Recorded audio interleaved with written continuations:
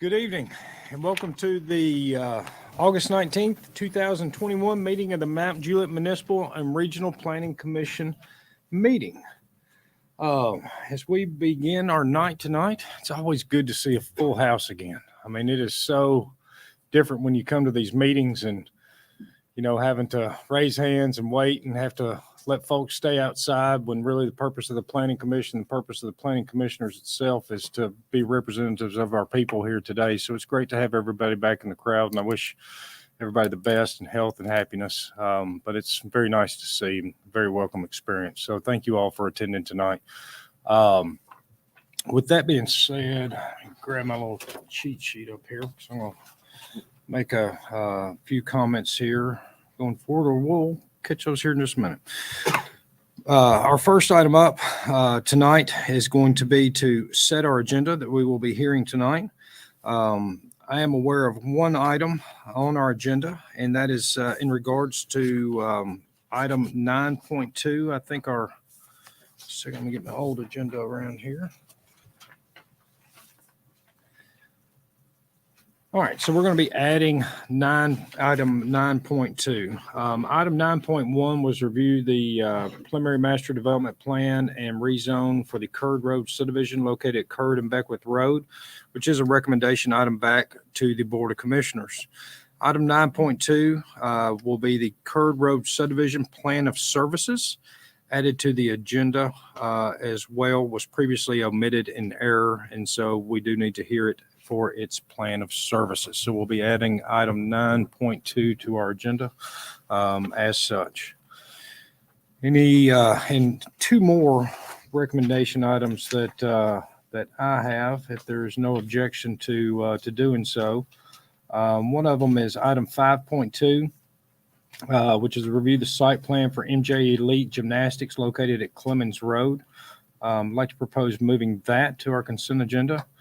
And also item 6.2, which is review the site plan for Beckwith West Buildings 7 and 8 Phase 2 located at Athletes Way.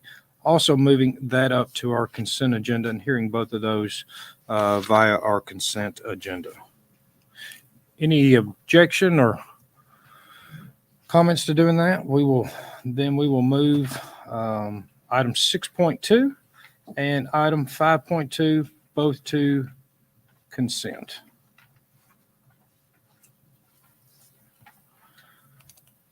All right. With that being said, our next item up on our agenda is our staff reports. Begin with Ms. Hamlin. Thank you. Last month, Shane brought up the aggressive budget that the BOC approved. And I would also like to echo that sentiment in saying that because of that, I got to hire a new planning technician. So I'd like to welcome Tyler Gutierrez to the planning department. And I wanted to thank the staff for Jill for training him and the BOC for supporting that addition to our department. Also, yesterday we had our service award luncheon where Miss Jill Johnson was recognized for 20 years of service. So I wanted to congratulate her for that and thank her for her dedication. Yeah. And she still looks young as ever. And last thing I wanted to talk about was our census numbers came out, 39,289 for the city of Mount Juliet, which puts us the 21st largest city in the state. That is a 65.88% increase in population since 2020. So wow. We are definitely growing quickly. Wow. 2010. Yeah. That would be some kind of stretch mark I would never want to see. Yeah. 2010. Yes. Thank you. That's all I had. Wonderful.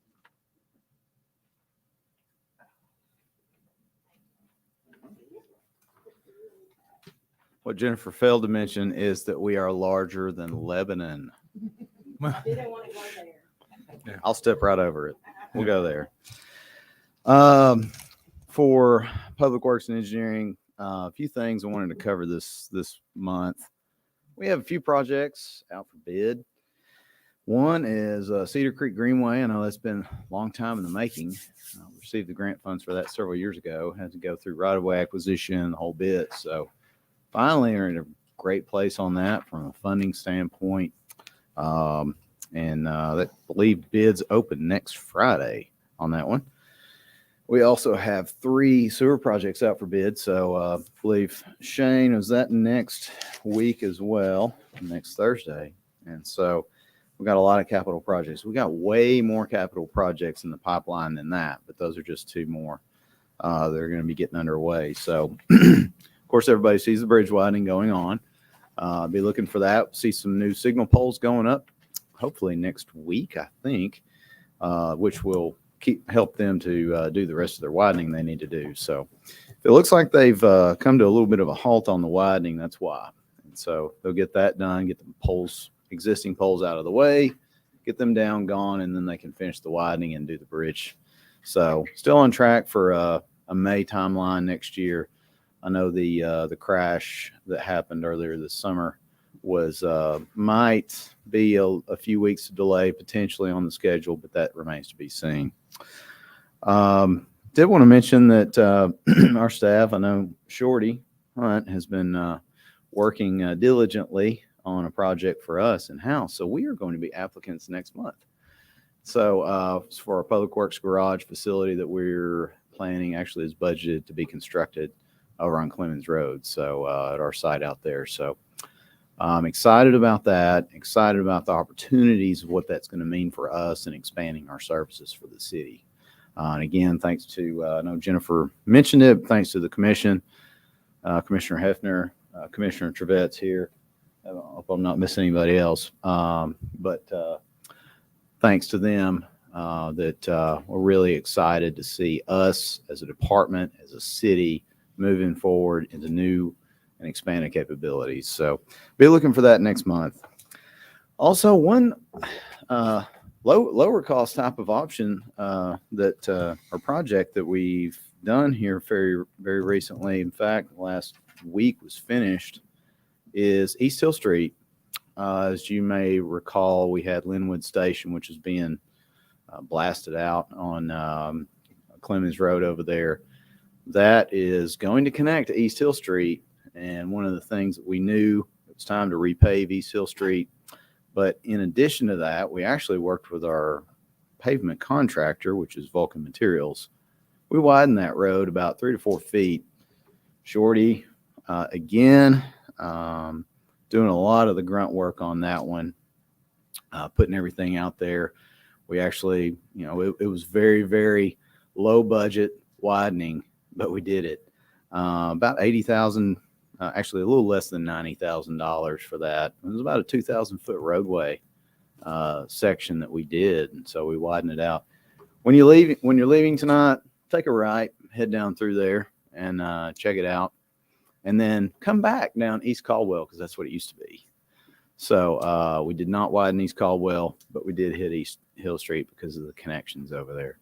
So it's a nice. It was a little bit of a learning experience, but a nice tool in the tool belt that we can use for projects moving forward. So very proud to have accomplished that. I know it's kind of low key on something like that, but it's one of those things that I think we'll have the appreciation for here in a few years. So that concludes all my report. Thank you. It's awesome. Thank you. Wonderful. Next item up on our agenda is the citizen comments. This time we'll take citizen comments. Public is welcome and encouraged to make public comment about any item on our agenda. There will be 2 opportunities for you to make these comments. You may speak now, or you may speak when the item is presented to the Planning Commission. We do ask that you limit your comments to 3 minutes or less. And anyone wishing to address the Planning Commission at this time is welcome and encouraged to do so. Please go to the microphone and state your name and address for the record.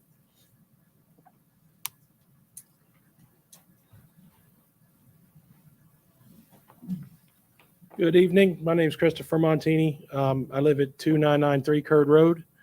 And forgive me, this is my first Planning Commission meeting I've ever been to, so I'm sure I'm going to get the protocol all wrong, but maybe you guys can help me out. I wanted to speak in opposition to agenda item 9.1 this evening. Should I do that now or should I wait? You have 2 times. You can speak now. Go ahead and share your thoughts right now. All But right. when the item does come up, at that time, no comments or no Okay. comment up there unless you have someone else with you. So go ahead, please. So I could, if I learned something from the agenda item, I could come up and speak, but Just one time. only one. All right, then I'm going to wait until the other. Fair enough. That sounds great. Perfect. Any additional citizen comments at this time? Seeing no citizen comments, we'll move forward with our agenda. First item on our agenda is underneath minutes approval. It's item 2.1, which is Planning Commission regular meeting minutes from July 15th of 2021. Any typos, changes, amendments, adjustments? Seeing none at this time, I'd like to ask for a motion in regards to this item on our agenda. Motion. Second. Motion and a second. All those in favor signify by saying aye and raising your hand. Aye. Against? Abstentions? So approved.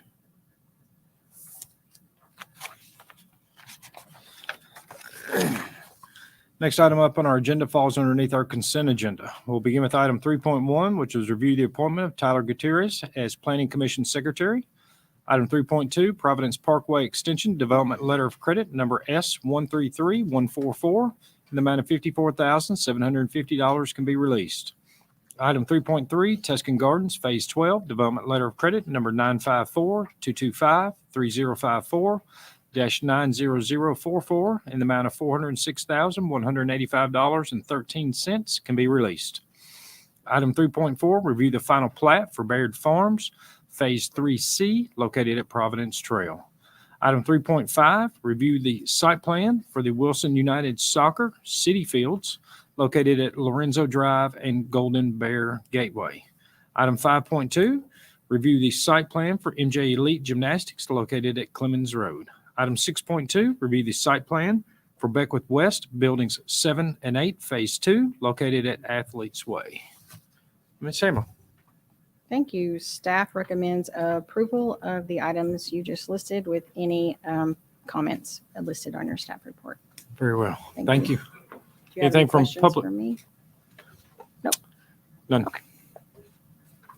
Any comments from Public Works? No comments from Public Works.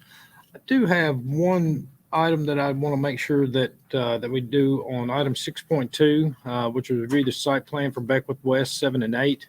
That one had almost a 1,200 square foot retaining wall on it. Just want to add the note that to be a formed retaining wall with footer applied at that location. And outside of that is the only comment that I have. Any other questions, comments, input from the commission? Seeing none, at this time I'll call for citizen comments in regards to any item on our consent agenda. Seeing no citizen comments at this time, we'll close our planning commission meeting and open a public hearing. Our public hearing is in regards to item 3.4, which is review the final plat for Baird Farms Phase 3C, located at Providence Trail. Anyone wishing to speak on this item during the public hearing is welcome and encouraged to do so. Please come to the microphone, state your name and address for the record. Seeing no citizen comments at this time, we'll close our public hearing, reopen our planning commission meeting, at which time I am looking for a motion in regards to the items on our consent agenda.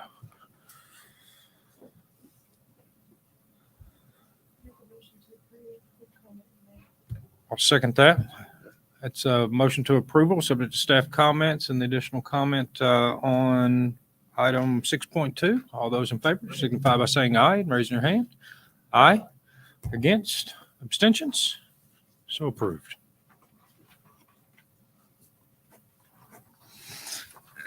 Next item on our agenda falls underneath a land use amendment. Begin with item 4.1, which is to review the land use plan amendment for U-Haul located at Lebanon Road. Ms. Hamlin. Thank you. The request is a land use plan amendment, as you stated, from thoroughfare commercial to light industrial. As personally and professionally, just could never support a land use amendment to industrial there on Lebanon Road. In 2017, the Planning Commission and the Board of Commissioners changed the zoning ordinance to prohibit the self-storage use from commercial, and that's the intent for this use. So staff does not recommend approval for this land use plan amendment. Thank you. Very well. Any comments from Public Works? None? Questions or comments from the commission? We'll go ahead and call and ask, is there representation that would like to speak about this project? If so, come to the microphone and name and address for the record.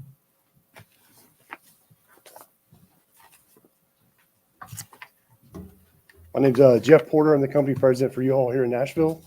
I live in 1398 Station Drive in Goodlettsville. Thank you. What we're proposing is not self-storage. It's a actual, a warehouse, which was an approved use back when we submitted an application back in 2018. We initially purchased the property to build self-storage. At the time of our due diligence, it was an approved use. The time we closed on the property, that use was also changed. We've been at that location for 25 plus years, just looking to serve the community better with our product. Some of the fastest product that we have is our portable storage, U-Box container, which we take out to our customer's house. They load it, we bring it back, and we store it for them. We ship it across the country, whatever they need. So we're still looking to do that for the community. So that's where our main opportunity is. And we thought we had it under wraps, and here we are almost 5 years later. So still fighting to serve the community. So, as Jennifer mentioned, with the growth of Mount Juliet, obviously the need for more U-Haul stuff is prevalent.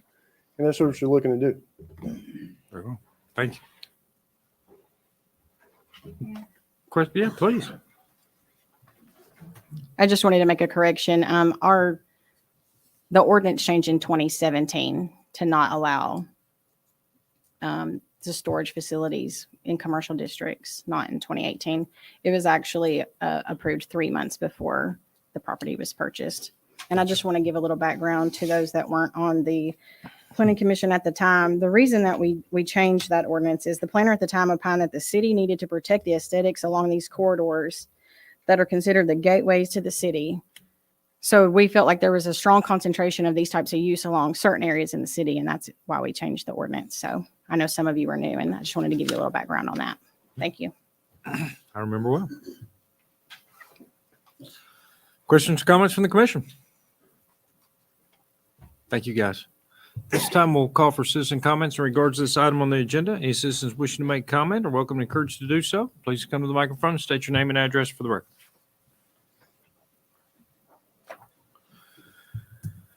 Seeing no citizen comments this time. Oh, come on up, please. My name is Bill Trevette. I live at 1403 Brighton Circle. I came here tonight just to listen and hear about some of the projects. I actually live in that area right there where U-Haul is. My biggest concern is really just making sure that we, kind of like the Planning Commission did talk about, which is setting a good example for what's coming into our city. That is a nice pathway. I know a lot of developments are trying to get in there and actually show nice office areas, businesses, with, offices, restaurants and so forth. Yes, we do have a need for these mobile units, but at the same time, that could be also put anywhere else within the city or within the county. So I'm not for it, but I'm also not against it either. If it was able to be put into a different area within the the city limits. So I just want to state that. Thank you. Thank you. Yep. Any additional citizen comments at this time? Seeing no citizen comments this time, I'd like to ask for a motion regards this item on our agenda. I make a motion that it be denied. Second. It's a motion and a second. All those in favor signify by saying aye and raising your hand. Aye. Against? Abstentions? Is a not approved.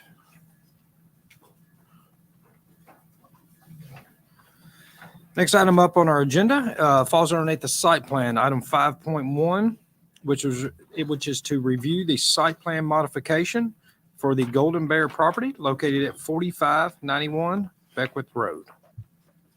Ms. Sandler. Thank you. This is, as you stated, a site plan modification of a plan that was approved by this body in November 2020. I will just go over the things that have changed, which is the queuing location.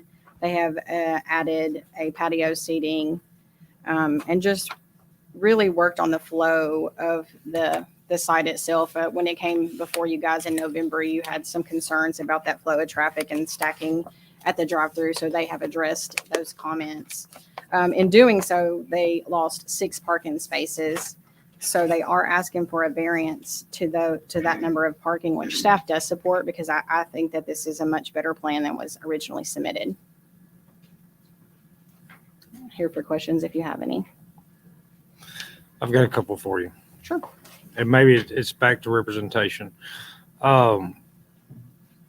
Is that, I guess I'm going to call it the north because it's the top side, the one-way entrance where the drive-through is that never going to be a two-way entrance, or is it always going to be just?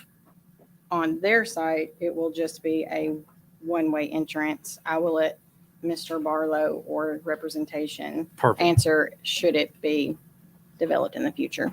Probably everything that I've got is towards that. Okay. Perfect. Thank you.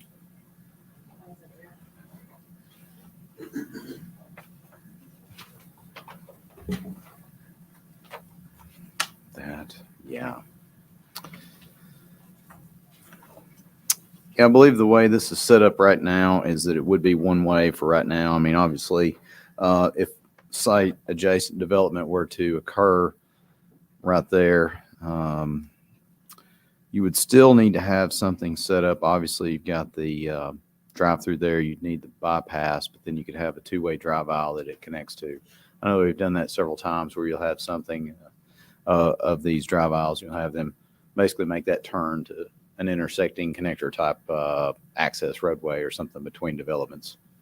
With us carrying that traffic like that, would you envision that to be like an extruded curb or something with a landscape bed or a green space in between them to divide them up and maintain that one-way traffic through there? Yes, I would. Definitely so. I mean, a small little planter strip or something like that would definitely be welcomed. I believe as they've got it shown, I think that is a wall on the north side. Okay. So there would be some grading to be redone to make that possible.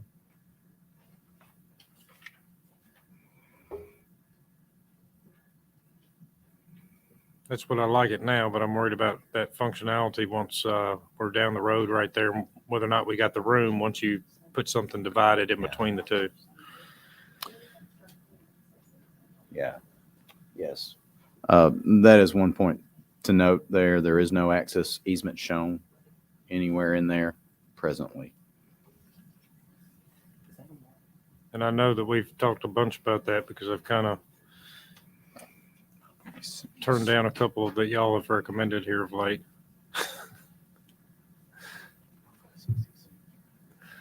But we have no access. Yeah, there is no cross-access easement or anything there. And just how are we going to handle that when that becomes two-way traffic really more? There's access easement Name and plan address for for the this. record. Sorry. Jessica Gore, Para Design, 2031 North Mount Juliet Road. I forgot my place. didn't I got you. I figured I would Um, trip you up there. There is access easement proposed to the south that Beckwith Road is going to act as if it's like a little frontage road. Yeah. Because of everybody can't have access to Golden Bear. There is not currently access easement planned to the north because Old Beckwith continues to the north. And that is a small retaining wall because of the grade change. How big is it right there where there would be an access? If you did one to the north right there, is that going to function? I guess, because when we're looking at that entrance right there, if that property does develop,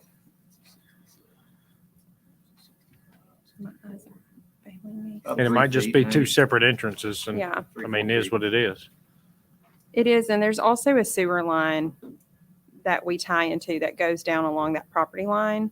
So major grade change by the northern property would require, assurance that that wasn't going to leave too little of cover if they did make some modifications.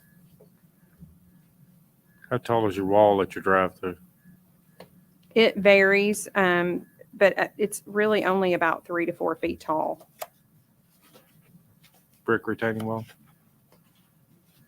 Did you say brick? Mm-hmm. Many times we would spec a segmental block that would match the building rather than brick face, but that would be something we'd coordinate with planning. That's fine.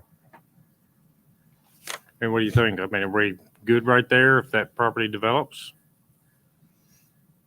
I would imagine we'll stay elevated and the neighbor would have to deal with it I if we're think pushing you- that retaining wall to that property. Yeah. Andy just actually reminded me of a really good point. There's that TVA easement Good that point.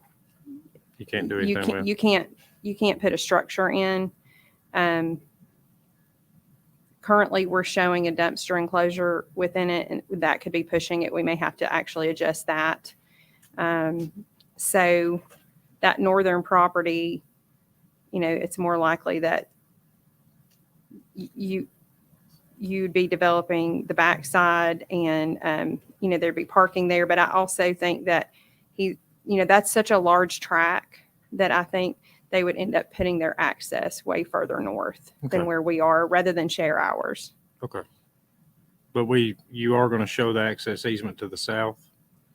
You said it's not there now? The access, what we're showing is the Beckwith Road to be extended, the widening of that to be extended across their property. Because as you see, there's like a triangular shape to the south that kind of extends our frontage Oh, okay. further than it is, usable. And then I think at one time, Andy, did we get it in the notes? At one time, we talked about a cross access for future. That's something that we could Sad. do. Okay. I guess two other comments. One of the things I thought that we talked about when we looked at this was doing like some painted, pedestrian striping or crosswalk striping on it. I just don't see any of that on here to get that the parking from the rear up there to the rear dining kind of deal, and then across, because that is your only two-way access over there. And so just want to make sure that we get, and I've got a drawing right here that I can give to staff of just kind of what I see on that. And then as you're coming down the one way and you're exiting right there where the drive-through is, and then you get to the cross traffic that'd be coming out of your fuel pumps or the front, can we stop sign and stop paint that right there? Mhm. Maybe do not enter on one side and stop on the other side to just make sure that, because if I'm in there getting fuel in the morning but yet somebody's coming out of the restaurant, just don't want to cause a, We're showing a do not enter sign, but we can definitely put a stop bar. I mean, let's stop that these traffic. aren't 100% construction drawings. Yeah. So yeah, that's Okay. no problem. Let's stop that traffic right there, or kind of encourage them to stop and pay a little bit of attention, because it'll probably be pretty well attended. The only other question that I have is, where is your fueling stop for your trucks, and how are you going to get your trucks in? Are your trucks coming around that building, or is everything going to be contained to the front? Well, it's going to end up being contained to the front as much as possible. To be honest with you, Luke, we do not have the shop drawings from the fuel provider yet. Okay. So, coming in that southern entrance and circling the building is a easier movement. Mhm. But I could also see the owner not wanting them coming around behind their parking lot. So, I think that's something they're going to have to work with their provider on. So can we do a note that if it changes the awnings or the curb, that you guys got to come back here? Is that fair? Yep. Because that's what I was struggling with, to see how you're going to get that truck in there, and how you're going to get that truck out of there with the way some of your curbs are shaped. Well, again, I think that with the proper turning radius around the islands, I think we could make that work. If you look at like that canoe parking island in the rear, Yeah. those turning radii are fairly generous. It would be up to the owner to mandate that tanker go there. I mean, honestly, until the southern portion develops, I could see them pulling past the entrance if the fueling tanks are on that southern side, until such time that has more traffic on it. That doesn't make me feel any better. I know. I'm just being honest with you. I know. That's kind of what I envisioned, is that they'd have to drive past and back it in and then make that maneuver so that they're having to back down through that intersection to get themselves I don't back even out. see them backing in. When I say that, I could just see them pulling down, making that drop off, and then circling around the building to get out. But again, a lot of that's mandated by the owner. We Yeah. can provide the turning radii to make it possible. Will it fit a 53 on that? We can put that on that. I mean, we can show you a truck turning movement. It can go through that back? I mean, again, these aren't construction drawings. We might Yeah. want to throw a little larger radii, but we also were trying to make sure we got as much parking as we could, because we knew we were, Yeah. by making the stack larger and creating the patio area, we knew we were going to be short on parking according to the code. I love it. I like the way it all looks and everything, but I just want to make sure that we can get those guys in. Well, one of your former members was very concerned with the Fuel truck. stack Oh, yeah. before. Just as long as, I mean, when you apply all of that and you get that back, if there's no major changes, that's okay. But I have a feeling that you're going to do something with your island out front when you look at that, or they give you that feedback on that, I guess so. because that'll be a tough movement on a 53. I've driven one before. We did not make any changes to the front of that store. There were no changes. Yeah.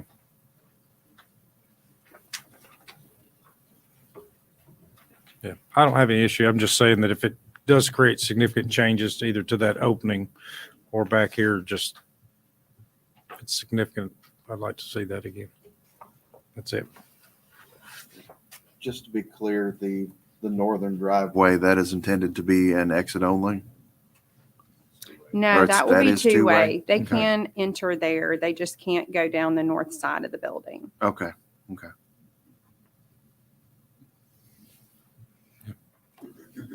That's all that I have. Any other questions, comments?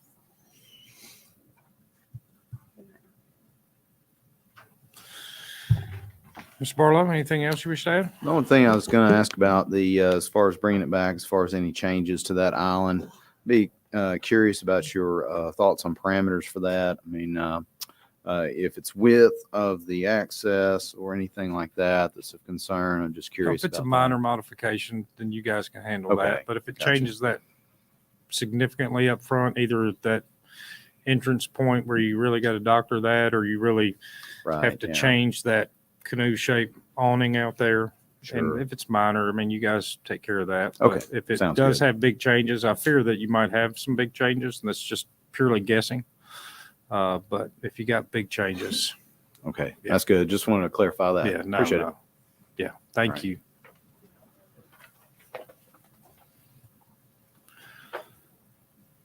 This time, let's call for citizen comments. Any citizen wishing to make comment are welcome to encourage to do so. Please come to the microphone and state your name and address for the record. Seeing no citizen comments, I'd like to ask for a motion in regards to this agenda. I'll make a motion for approval. Want to see some crosswalk paint and the stop sign paint and whatnot, and just getting pedestrian access and a stop sign added. So I'll make a motion and just add that in there. It's a motion and a second for approval. All those in favor signify by saying aye and raise your hand. Aye. Against? Abstentions? So approved.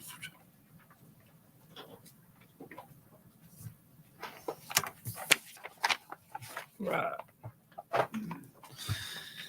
Next item up on the agenda is to review the final master development plan for Beckwith West, buildings 7 and 8, phase 2. That was actually captured in the consent agenda approval. do we need to hear? Do we need to review? Do we need? You can ask Gino. So I moved item 6.2, which was review the site plan for Beckwith West, Building 7 and 8, Phase 2, to the consent agenda, in which it received a positive approval. I did not move item 6.1, which is also the same plan, which is review the final master development plan for Beckwith West, Building 7 and 8, Phase 2, located at Athletes Way. Did not move that to the consent agenda. So we need to hear that, don't we? Okay. So with that being said, item 6.1 is review the final master development plan for Beckwith West, Building 7 and 8, Phase 2, located at Athletes Way. Staff recommends approval with conditions listed and your additional Comment comment on the retaining wall. on the retaining wall. Perfect. Any questions or comments from the commission? Seeing none, at this time we'll call for citizen comments. Anyone wishing to make comment, welcome and encouraged to do so. Seeing no citizen comments at this time, I'd like to ask for a motion in regards to this item on the agenda. Motion to approve. It's a motion and a second. All those in favor signify by saying aye and raising your hand. Aye. Against? Abstentions? So approved. Sorry about that. So the next item on our agenda falls underneath the preliminary plats. Review the preliminary plat for the Stonehaven subdivision located at Mays Chapel Road. Ms. Hamlin. Thank you. This is another one that has expired. It was approved by the Planning Commission in 2018.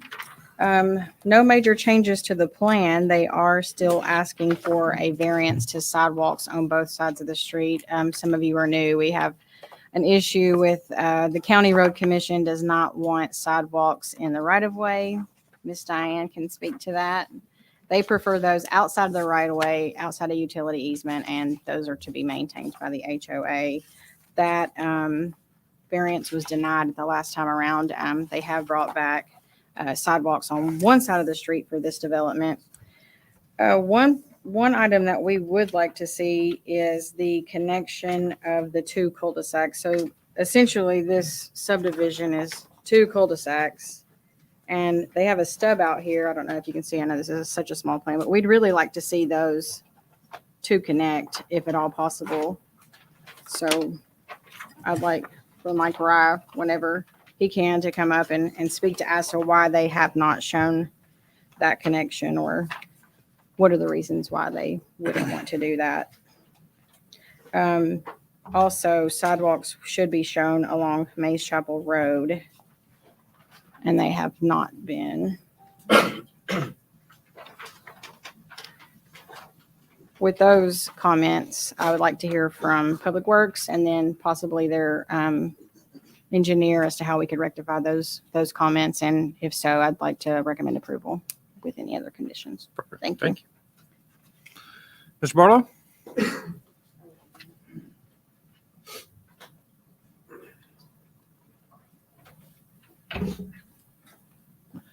Jennifer did cover really our comments that we had on that, those mostly with the sidewalks. I know with the connectivity that we talk about and preach about a lot on that, I understand probably some of the issues there is with those lots. I have to get some road names for you, but it's basically that first cul-de-sac on the northernmost cul-de-sac on the eastern stub. And then that first stub on the western side, connecting those two, just for reference. So she did cover those and the reasons why. So I don't want to belabor that point. Those are really our comments that we have on there. Thank you. Quick question. I don't know whether or not this is for Mr. Barlow or Ms. Hamlin. So since in the county, we can't put a sidewalk in their easement, what would be the distance from the curb before a sidewalk can be achieved? Let me Is look their at the easement 10 or typical 15 feet section. off the curb? You're probably looking about 15 feet-ish in that range. A good reference would be first phase of Stone Hollow. Be about like that. So from you to Miss Weathers, probably, basically. Yeah, about right. Is that right? Reno. And then there was some more discussion when we heard this, and it was in regards to the entrance at Mays Chapel. What was it that we talked about? We kind of got caught up at the entrance points on these. And I cannot remember what it was, whether or not it was the sidewalk down Mays Chapel. I don't think it was. There wasn't necessarily comments on Mace Chapel. It was the island in the middle of the main entrance. You guys requested an island to split that in case there was an accident, since it's just one way in and one way out. Did we not? The only reason I remember that is because I pulled the approval letter just today, so I saw it in there. Did we not request that on the other entrance, since it's just a big cul-de-sac too? No, I think the reason that we did it on that first entrance because there was more homes, and they did show it on the plan there. Is that entrance wide enough to get 3 cars past? Well, on the on second their plans, entrance? they have that island shown. You can see it. It's on Well, the blown up section. I think it's like the third or I'm fourth thinking the page. smaller one. Plans right here. Let's see. It is on sheet P101. You can see that access A, that island. They have the right turn, a left turn, and then one in. What about I don't even know because there's no roads. I guess Road E. Well, Road E intersects with Mays Chapel down there. Access B. Does that one have? It does not have an island. So it's 2 cars narrow. Yes. 10-4. It's just one lane. Am I correct in saying that, So Mike? if there's a wreck and I live in lot 133, you can't get to it. Unless they connect it, like we asked. Yeah. Gotcha. 28 feet face to face. That's the county's road section. County road section, he's saying is 20 feet. Face 20 to- feet. 28. Do you want to hear from him? Please. Sure. Mike Wright with Lowe's Design representing 4-Star. My address is 1274 Poplar Hill Road, Watertown. With regard to the connection, that's an easy one. It may not. It is reflected. That's an easy connection. But if you look on page P102, you'll see a piece showed as future development that will be coming in. It's actually a separate piece of property that will be coming back in the near future with a revised preliminary. And it would be easiest to have a portion of that connecting road cross that property line. That's no, we do not show it currently, but that connection is not a problem. I'm curious why you wouldn't show it right now. I'm sorry. I'm curious why you wouldn't show it right now. I don't know that we have, if you want to show it, it would cross the property line, but if you're okay with that, I'm fine with that. I We'd mean, just be showing future roadway. It would not actually be part of what's But being it- proposed in this preliminary. but it's land for development. So I'm just curious why you wouldn't go ahead, why you're doing all your engineering work and everything. If you're going to show it, as much work as you got to do to get to the back of this, why would you not show it right there at the front and go ahead and make it part of this approval? We can show it. It's not a problem. Do you happen to have it with you? I do not. One of the things that, and you can help me out with this or probably even staff. I remember seeing and talking about this, and correct me if I'm wrong. This is within our growth boundary, but it'll all be built, inspected and done by the county. Correction. The southern roughly 40% is within the urban growth boundary. The northern 60 is not. But even as such, you guys are not going to tap into our city sewer. That's correct. You're not going to be annexed. That's correct. You're not going to have our plan of services. That's correct. You're not going to apply for building permits at the city of Mount Juliet. That's correct. Our public works department is not going to come out there and inspect your roads or your sidewalks. That's correct. Kind of where I was last time that this came in, and you were here last time for this, I right? was. Yeah. Is that I understand, I guess, our ordinance for sidewalks and it does call for both sides of the streets. The one thing that I had right here on this particular one is that with the sidewalks in particular, we're asking how many lots is this? This phase is 133.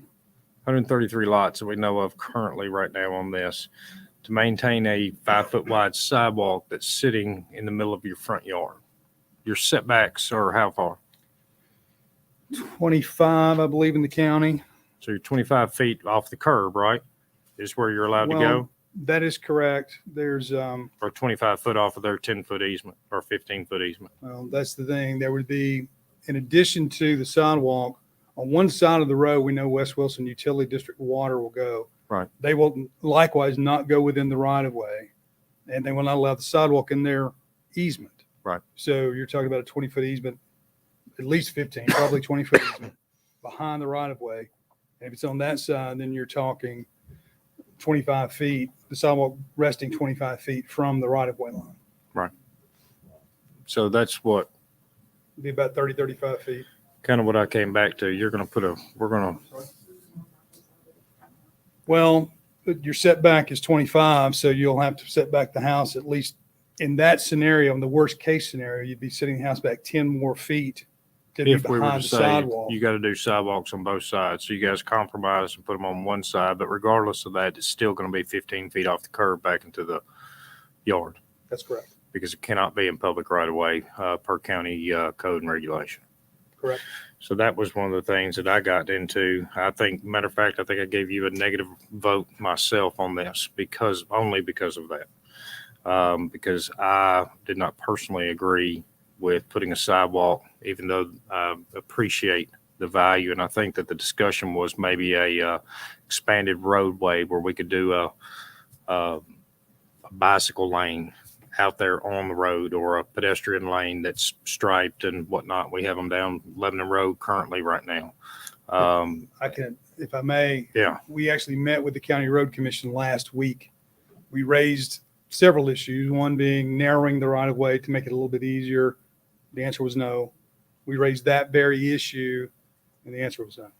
So can we not widen the road? But it's already a 28-foot section, which is a fairly wide section. And discussing the matter with Steve and Chase, whether that was the original intent or not, it's been that way as long as I've been around. I've been around 30 or so years. You have 28 all the way through the neighborhood, or does it go back to like collectors where it gets narrower? So everything's 28 feet wide? 28.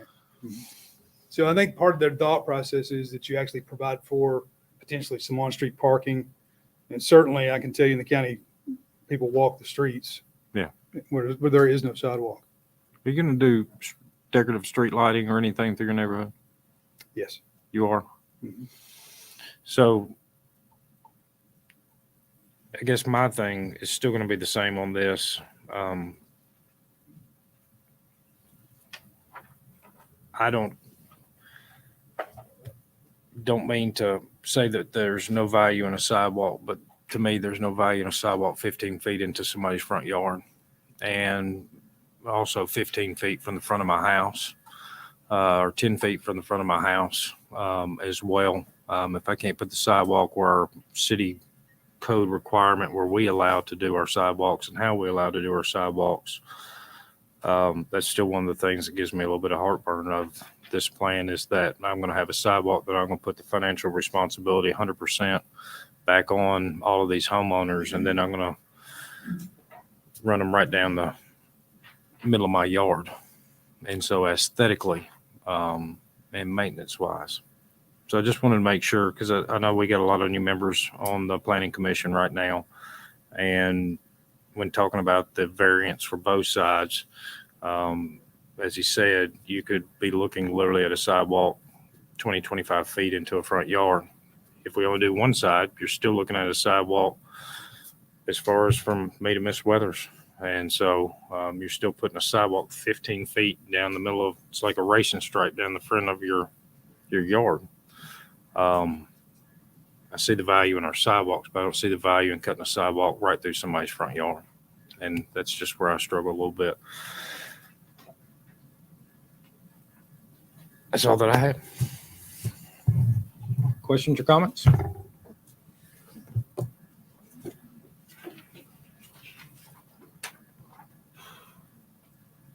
That's a tough one. Thank you. All right. Commissioner Sishy. You asking for a variance on the whole subdivision? They're just asking for a variance on both sides, I do believe. Is that correct, Ms. Hamlin? They're just, the variance is only to do one side. So they're not even requesting that. Well, my client would certainly prefer, for the To not do reasons them. Sure. you articulated very well, would prefer to have a variance for sidewalks, period.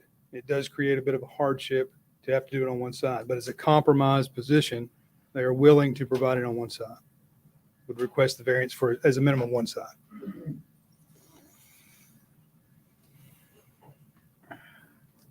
One thing I like to note, development standards and quality.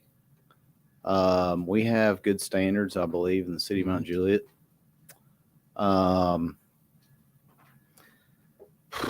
Say this kind of tastefully, I guess. There's a difference in standard building in the city and the county. And I want to uphold those standards where we can, if at all possible. So just with that, I mean, just keep that in mind as we go through these. So I think amenities, things like that you want to see, which this has none. So, I think keep that in consideration as we go through these. So, yeah. Let's ask that question. What's that? Let's propose that question right there. If this body were to say that no sidewalks in there, can you add amenities to your subdivision? There are some amenities, and they are in keeping with the cluster provision of the county. My client is here, and I would think it'd be better if he would address that Yeah. specific question. Figured my time was coming. Wayne Miller with 4-Star Group, 27 Morgan Lane, Lebanon, Tennessee. And Andy, I can appreciate what you're saying. I know I've been with a different company before. What I can guarantee you all is that with the price of land and what we're developing these lots for, and the builders that we do work with, although it's never finalized, but we work with a plethora of different builders.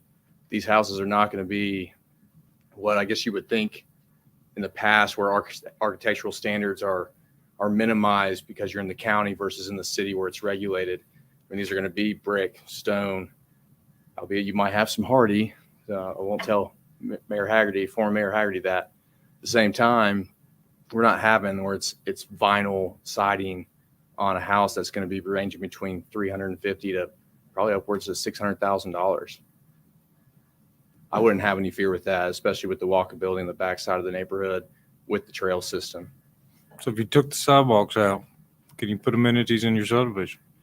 I don't know if there's room for that. Just with the topography where it lays, the amenities are slated to go in the back with the trail system connecting through the TVA line and going out to the back of the woods that are in the back of the property.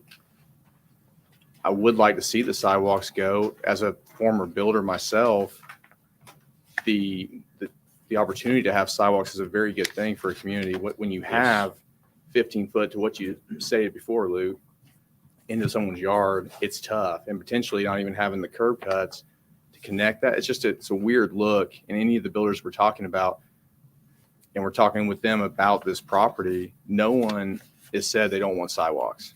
It's the location of the sidewalks due to the where it has to stay. But going back to what you're saying, I don't know if there's any room to put any additional amenities, especially for 133 lots here. These are going to be larger lots, larger houses. It's just a different feel. I don't have a copy of your mass grading plan as we often see up here, so I can't really see the way that you're going to be when you're at your finished product to tell you yay or nay on that. I mean, I'm trying to be a champion for you and say, hey, man, let's not put a sidewalk in here, but you can't be a champion back for me and say that we're going to do something else back. That's really hard for me to sit up there and say. And it's hard for me when I know what the site looks like, and I'm trying to visualize it even in my head, saying, well, where can I even put something like that when you're climbing that much grade? The majority of these houses or these lots are going to be crawl space lots. Eventually, we'll even have some walkout basements on some of the cul-de-sacs. Yeah. Just to make sure we can connect everything. And so for us, it's just a walkable, it's passive amenities. Can we put something in the back? maybe. I just, at this point, I can't speak to that right now. Let me ask a question, Nathan. Please. Is there anything, I'm not familiar with the county regs, but is there any mention, you mentioned sidewalks in the offset. Is there a mention of a paved trail that could go along that curb? Would they allow that within the right of way? I think so. No? No, sir. We have a paved trail in part of the open space, Mhm. but no, the county will not allow any sort of pedestrian path within the county right of way, other than the roadway itself. I'll reserve the rest of my comments then.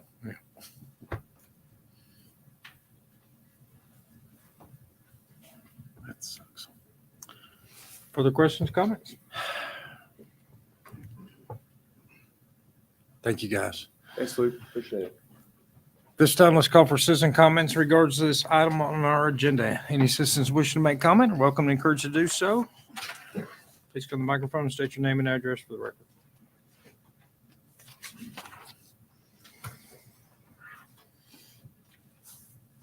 Seeing no citizen comments this time, I'd like to ask for a motion in regards to this item on our agenda. I'll make the motion to approve. I'll second. It's a motion and a second for approval. All those in favor signify by saying aye and raising your hand. Aye. Against? Abstentions? So approved. May I ask if that included the variance for the sidewalks? Commissioner Floyd? To only put them on one side of the street was their variance request. Is that for no sidewalks or just the sidewalk as proposed on one side of the street? I was thinking sidewalks would have to be required. As proposed. One On side. one side of the street? I So think as that's they where we propose were. the plan? Okay, Yes, ma'am. perfect. Thank you. Very well.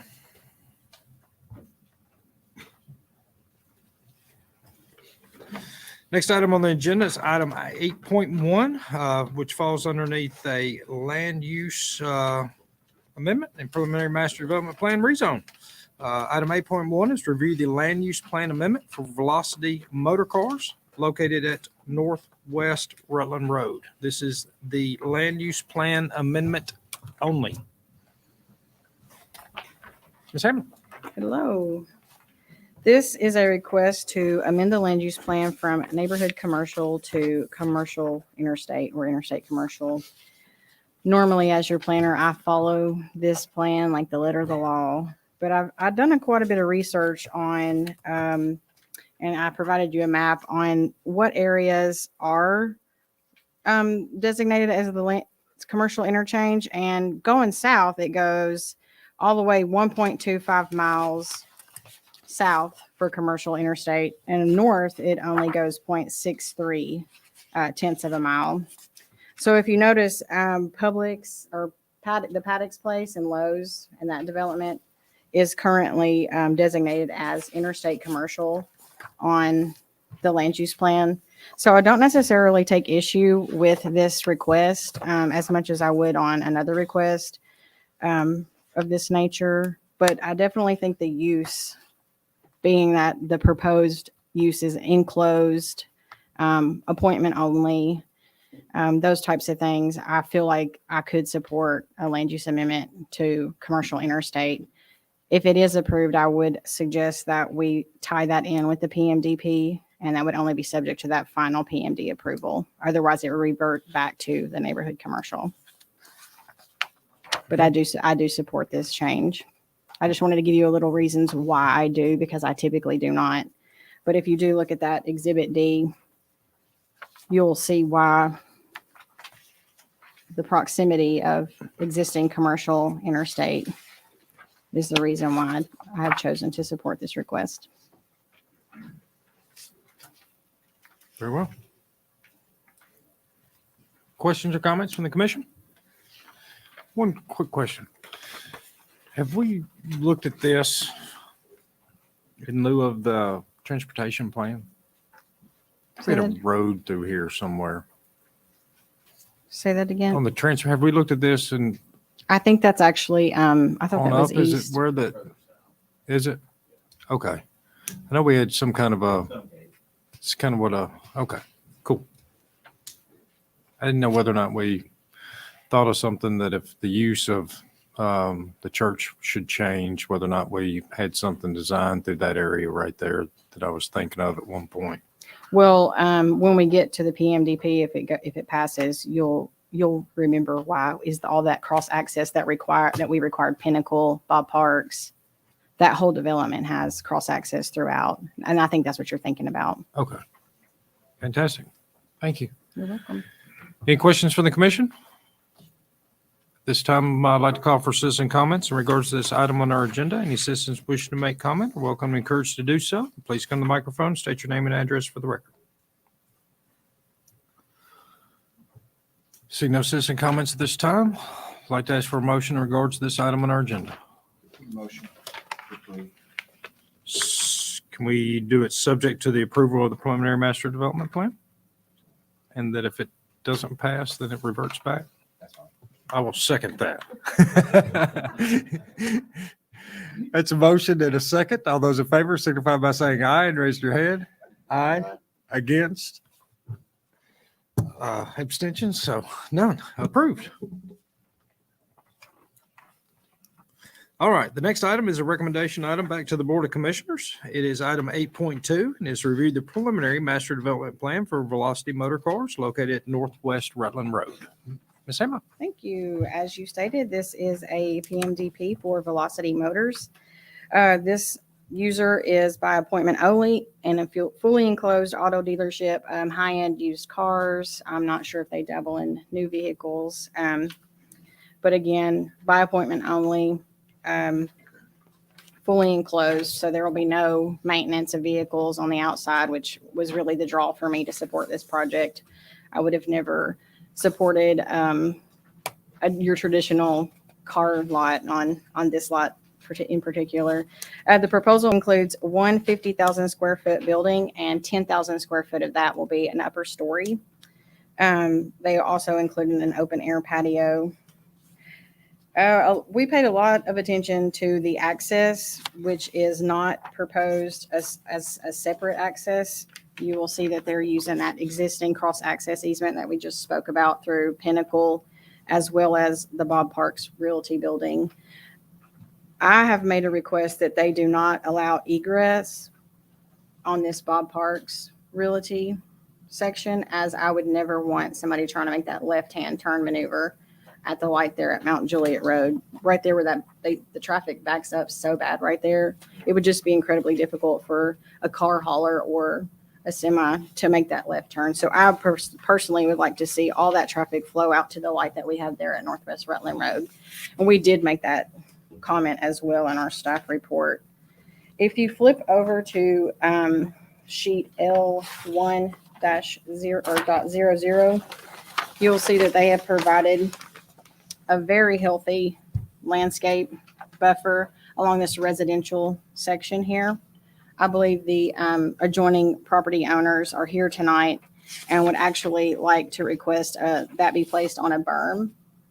And I'll let you guys discuss that with them when they make that request. One other request that I had from a citizen, Miss Pat O'Brien, she's watching tonight, and I promised I would tell her hi on air. So hello, Miss Pat. She's pretty popular on her street. She's very helpful to all her neighbors. She's concerned with test driving of vehicles along Northwest Rutland Road. So I'm not sure that the CJ shaking his head no. The applicant, the owner is here, the applicant is, so I will let him address that question to ease everybody's mind as well.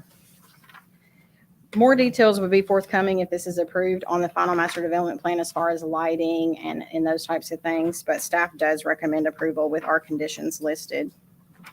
I believe Mr. Barlow has some comments about sidewalks and traffic flow, and I will let him get to that. I won't belabor our points too much on that. They're in the public works section. I think they are showing fill in the floodplain there, which we'll have to adjust. Basically, they'll have to perform a balance. Did have a call today from Miss Patricia O'Brien. I wasn't able to call her back. I'm not sure if she's here or not. She's on air, so hello, Miss O'Brien. So didn't want to let her know I got her call. She did have concerns. She brought up a question I'm sure that some of you that may have been around a few years recall. Southern Bank paid 100% to put in the traffic signal there at Northwest Rutland and Mount Juliet Road. And so as part of that, at the June 2017 Planning Commission meeting, basically it was left to the hands of Gino Marchetti at the time, a representative of Southern Bank, to create an agreement on that as far as how another development would come in and pay for that. Well, I went back and dug up some of the old language there, and what we had come to an agreement on is that any development, it says, quote, and I quote, per a traffic study, and basically, and it goes on, we try to define some delays. Basically, if another development would increase delay at that intersection by 5 seconds, and we have a time period and everything based on that traffic study when it was done. We didn't analyze this one. It did not meet the warrants, our warrants for a traffic study. So therefore, no traffic study was warranted. Therefore, it didn't meet the conditions. So based on the language that we've gone back on, similar to what we looked at, I know for First Baptist Church, same thing, same condition, looking at that warrant to see and the volumes and see what it would be. Car dealerships by nature are not big generators of traffic, and this is such a small one that it's going to be even smaller.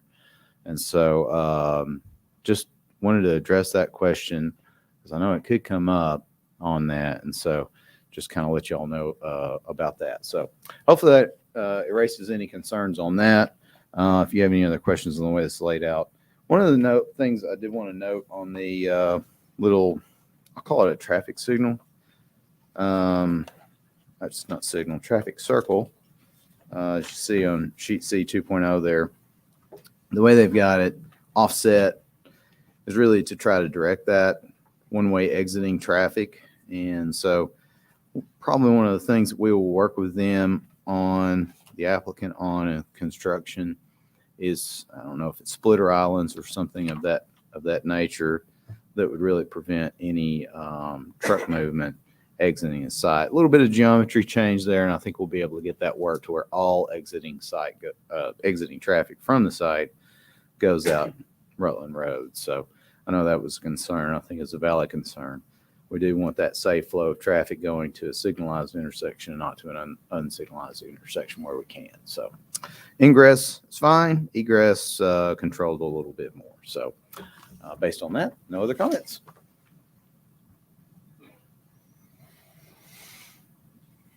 Questions or comments from the commission? Please. Add that this business is it's an automobile dealership of high-end cars. So if you look up their website or so on and study about them, they're bringing vehicles for sale here that are going to bring a clientele that's very affluent in coming to Mount Juliet to spend their money. I'm a huge advocate of having businesses in Mount Juliet that bring people from other cities to our city to spend their tax dollars instead of the standard run of the mill. I think we have a void of that here. For example, to relate it to maybe a restaurant, if you go to like I know Charlie's here, I would consider it's a regular restaurant local people go to just out of convenience, but people aren't coming from Nashville to Mount Juliet to go to the local old Charlie's. It's a basic place. So same thing with other businesses around, but this type of dealership would bring people from all around to the city to spend their money here. So I wanted to add that, and that's my take, and I'm an advocate of businesses like this in our city. Very good. Further questions, comments from the commission? Let's go ahead and ask for representation to, Commissioner Searcy, where are you coming up? I guess my question is, if these are high-end cars, most car dealers are on main roads, main drags where they're visible. Most all the car dealerships here in Mount Juliet, they on a main road with a lot of traffic. This is hidden behind the bank and on a little small narrow road. I'm just wondering why they chose this spot to have some high-end cars for sale. I can It's answer. just my thought. There he is. CJ Merle with 615 Design Group, and I live at 714 Hamilton Drive in Gallatin, Tennessee. So the answer to that question is actually by design. This car dealership is by appointment only. Most of the people that are coming to the dealership already have a car in mind that they are purchasing, and the business owners are actually having to get most of these cars from out of state. And with the nature of the cars being high end, they would actually rather it be a secluded location. Actually, the location they're in now is very secluded within a warehouse district outside of Mount Juliet. But they have outgrown their space, and they're looking to bring their headquarters here. They actually do business all over the country and also other countries as well. To speak to some of the things that Andy said, the trip generation for this facility is not very high. It wasn't even high enough to warrant a traffic study. I think we did 150 counts, Andy. Yeah, that was a conservative number. I was trying to bump the numbers up a little bit. So hopefully that answers your question. And then if I can speak to, I appreciate your comments too. Thank you for saying that. If I could speak to the citizen comments, the landscape buffer along the eastern side, we will, in that landscape buffer, I believe it's a type D. So we would have to introduce a fence along that side. Also, the site will be sitting higher than the property line. And we also have a sewer line running through there. So we'll just need to be cognizant of how much fill we place over on top of that to make sure we don't have the sewer line too deep. And then as far as the test driving the cars, most of the people that are purchasing these vehicles already know what they want when they get there. There won't be any test driving the vehicles on Rutland Road.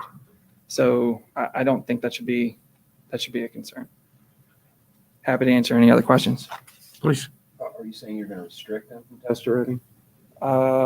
That's certainly a conversation we can have. I mean, I don't think there's many test driven cars happening, probably for insurance purposes on the vehicles. Okay. Got a question. I saw it earlier in other comments, but what was the reason why we couldn't provide access directly to Rutland Road? So it's a good question. I would like to point out that the two access points that we are showing are deeded to the property. The access directly to Rutland Road, there is a regional detention pond that this site drains to, along with everything else along North Mount Juliet Road. And the spacing at the moment between the edge of that pond and the property line was already pretty tight, and the topography through there was pretty steep. About a couple days before the last resubmittal, we received some updated mapping from FEMA that shows a floodplain mapping that is extended up and is impacting our property now. And that is now within the narrow spacing between the edge of the detention pond and the property line. Thank you. Yeah. You got a question, Scott? Please. I just have one comment. This is actually going in my district. Mhm. I'm going to support this because for all the comments that Mr. Cunningham mentioned, this is going to bring people into the city of Mount Juliet that probably wouldn't normally come in here. So I'm for it. I like the fact that the cars are enclosed inside the building, and it's not a traditional car lot. So with that, Thanks, Scott. I got a question for Mr. Marchetti. With this being a PUD, can we put a condition on it that if the use changes, that it has to come back to us? Yes. Okay. Because that would be my only thing with the building this size, should it not work? That was actually one of the things that me and Okay. Jennifer discussed. Yeah, because and I'm with you on the use and everything else, but if a building this significant and the use changes with this kind of parking, Yeah. I would figure that could possibly trigger that So we did have traffic to, plan and everything. we did have to severely redesign the site between submittals because of the parking. The original submittal that we had, we were underparked and we were actually going to be asking for a variance. We actually took 20,000 square feet out of the PMDP so that we can meet the parking requirements. So I think with the 60,000 square feet, the parking requirement is 120, Yeah. and we're meeting 120 spaces. Yeah, because I mean, you got a beautiful building, but if And life doesn't work out, I want to make sure that we got something that brings it back to us instead of just, Mhm.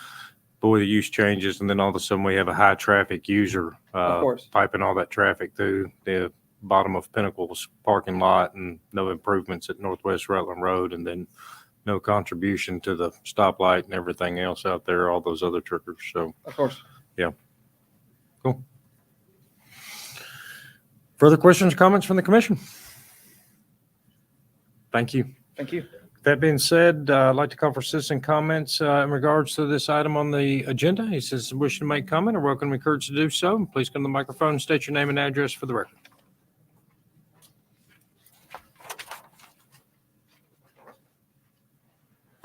My name is Thomas Birdwell. My wife, Mitzi Birdwell, and I have lived and owned the property at 204 Northwest Rutland Road. Our property is adjacent to this property at 100 Northwest Rutland Road. We know this is being changed. You already approved that. We have lived here for 39 years. My wife's family, the Tomlinsons, they have owned and lived here on this property, all this property at one time for over 60 years. Our concerns are for the neighborhood and the traffic issues, which some of those have been answered. We have a problem now with traffic issues, even with the traffic light. Mount Juliet Road is congested, as everybody knows that. And after looking at the master plan, Velocity Motors ingress between Bob Park's Realty building and the Pinnacle Bank, the tractor trailers and car haulers trying to enter from Mount Juliet Road will be a tight squeeze from what I can tell. I'm not an engineer, but when they pull in to try to go between the bank and Bob Parks, it looks like anybody coming out that door at Bob Parks is going to walk into a truck if there's one coming.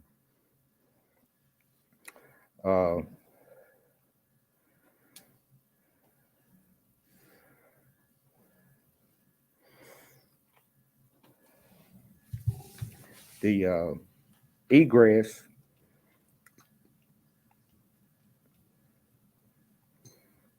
the Southern Bank, the church, the school traffic, the Friendship Christian traffic, at times it's very heavy.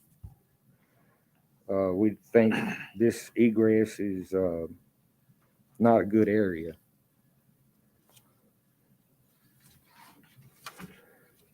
And you've already passed it, so we do have some requests. If it's all possible, the plan states for a 6-foot privacy fence. We was wondering if we could have a higher fence or a berm with the 6-foot fence on top of it. And also for Velocity Motors to be responsible for the upkeep on both sides of the fence. And also request the highest trees possible. This site sits at a higher elevation than our property. So we're trying to block it. So when we sit out on our back porch, we don't look over and see this brick building sitting out there. And also, our property cannot stand any more runoff water. Measures need to be taken to keep any more from running over our way. because it's, like I said, it's setting higher, the water's gonna run downhill.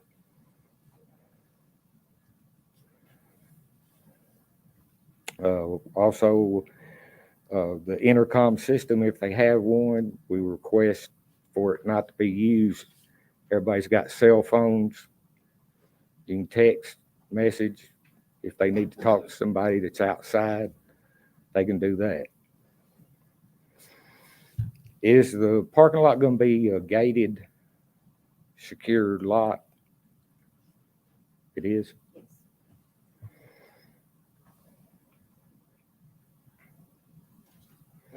Is there going to be any dynamite?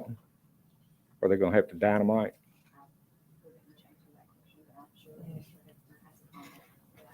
If they do, we request our property be monitored for damage.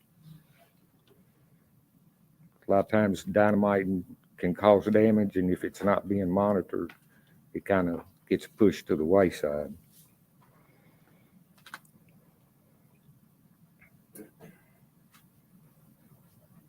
And I'm sure there'll probably be other issues as time goes by that will arise. We think this business is a great business. They sell nice cars. We think it's a great idea. We're glad these people decide to come to Mount Juliet because this is a growing city. It's a nice city. We've lived here for a long time, and like I said, my wife's family's been here for a long time. Just don't think this is the right area for this kind of business. I understand that it's setting back in the back, and the clientele that's going to be coming in there kind of would appreciate that. But as far as living by it, it's a different story. And thank you. Thank you, Mr. Burwell. You can. Let me ask a question, Mr. Barlow, right here. I think this would fall underneath you in Public Works. So I've heard Ms. Hamlin at the request state the possibility of putting the landscaping on top of a berm, and Mr. Burwell made the same suggestion. So here's my only question and or comment in regards to that. One is, if we did that, that berm would be in floodplain, and can you even, I don't think that we can put a berm in a floodplain. And then, whereas I appreciate the consequences of that sometimes the berm can have adverse effects to the holding of water and the release of water, and in all actuality cause flooding more than help. We're doing something for aesthetics by putting it on a berm, but at the same time, you put a berm, it's a water diversion device. It's basically what it would act like. And so if you're putting a water diversion device in a flow of water, that could have unforeseen negative consequences that could cause that water to push back down on to the property. So I just wanted kind of your way more professional than my opinion. Yeah, certainly. And that's a really good question. And I think that really, because of the so the floodplain was not there, not shown in the last flood map. The new map that's coming out does show it right there, which the floodplain being there actually precludes legally being able to fill and put something in there. So we could place that requirement legally. They couldn't even do it. Yeah. And so because the floodplain requirements would govern. And so, with that being considered, I think landscaping would be very important. I think lighting would be very important. Obviously we have our own lighting requirements that we have. But then, this is on the backside. I feel as if they're probably going to need, a wall potentially even back there. So I could see it. The grading is going to be tight to put anything additional in there, because they can't fill. They can cut some and fill some, but it has to balance. But they can't do a diversion device. Right? Yeah, Basically, is what that would be. Can the fence go in there? They should be able to fit a fence. Jennifer, probably at the. I would say the optimal place would probably be closer to the curb line. I would say would probably be because That's kind of what I was kind of Fill thinking slope, this. floodplain. I wouldn't want a fence in a floodplain. It's a bad idea. We've seen what it can do. Yeah. And so, plus you want to talk about blocking, having a fence higher at a higher elevation would be, you talk about angles, it's gonna work with that angle a lot better. Keep the beefed up landscaping, but if we want to do a fence, move the fence up That's the hill. correct. Okay. Yes, definitely. Thank you. Yep. Please, you had some Yes. comment that you wanted to say? Yeah, I will add too, the one thing I did not mention earlier about the landscaping is the property line is there's already a pretty heavy landscape buffer along it. And the intent in discussion with my client is to not touch it. One of the Correct. things that the client liked about the site was the setting and the large trees along the property line, and the intent's not to touch those, especially now that they're in the floodplain. So, and then as far as meant to touch on this earlier, but the roundabout, we will work with staff to get that worked out with the ingress and egress. You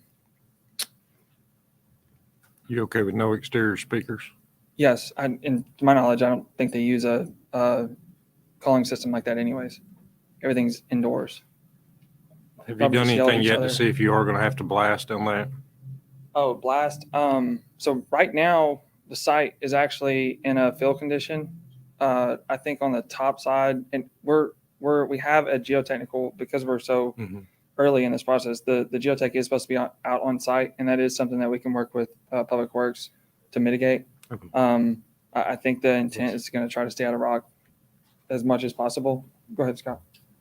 Yeah, to that point, recently we've had a lot of issues with blasting companies. So I'm gonna ask that anything that residential, commercial is within 500 feet of a charge, they get a certified letter with the option to get a pre and post inspection. Okay. Also, if you can do anything to reduce the charges to 1.0, I know the state allows for 2.0. That would be good as well. Is that going to be in the report? Yeah. Okay. Yes. Okay. Very good. Yeah. Thank you. Further questions, comments from the commission? Well, you did say all operations going to be inside? No operations outside? No. Okay. I think the only thing they may do outside is take pictures of the cars. Okay. But they'll bring them back inside. No cars will be stored outside. They'll all be stored inside. Really the parking, this is something else we discussed. The parking that we are providing is probably excessive for the use, but we're providing it so that we did not have to meet a variance. Most of the parking is in the front of the building for visitors and people that work there. So So you're okay if I add that as a condition? Yeah. Okay. Good. All right. Thank you. The lighting also, can you turn the lighting away from the east toward the west more so it don't illuminate our property at all? yeah, so we're required to Come to the microphone. Yes, so we're required to do a photometric plan once we get to the site plan stage, and all they'll have to be essentially zero at the property line. So everything will be directed away from the property line. And then to speak on runoff, everything will drain to the regional detention pond that's to the north of the property, and then it exits under Northwest Rutland Road. So the vast majority of the site will no longer flow to the stream that's running along the property line. Thank you. Thank you. Any additional citizen comments? Seeing no additional citizen comments, I'd like to ask for a motion in regards to this item on our agenda. Capture all that. I got a bunch.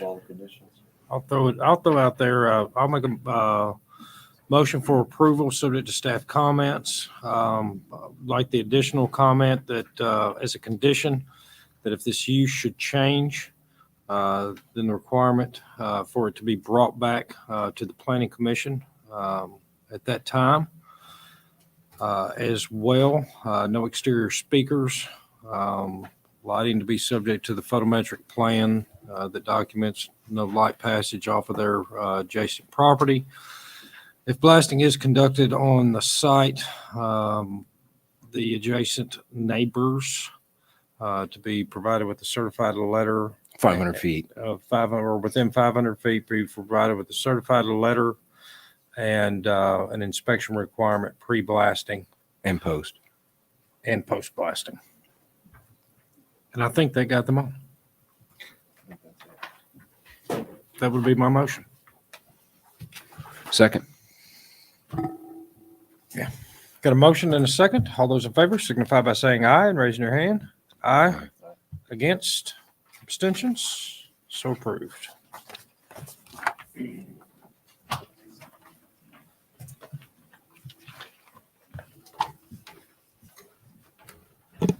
I made that as a approval motion. That is a positive recommendation. Positive. Yeah, sorry.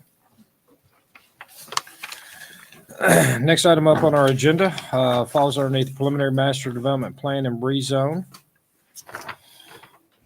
It is a recommendation item back to the Board of Commissioners.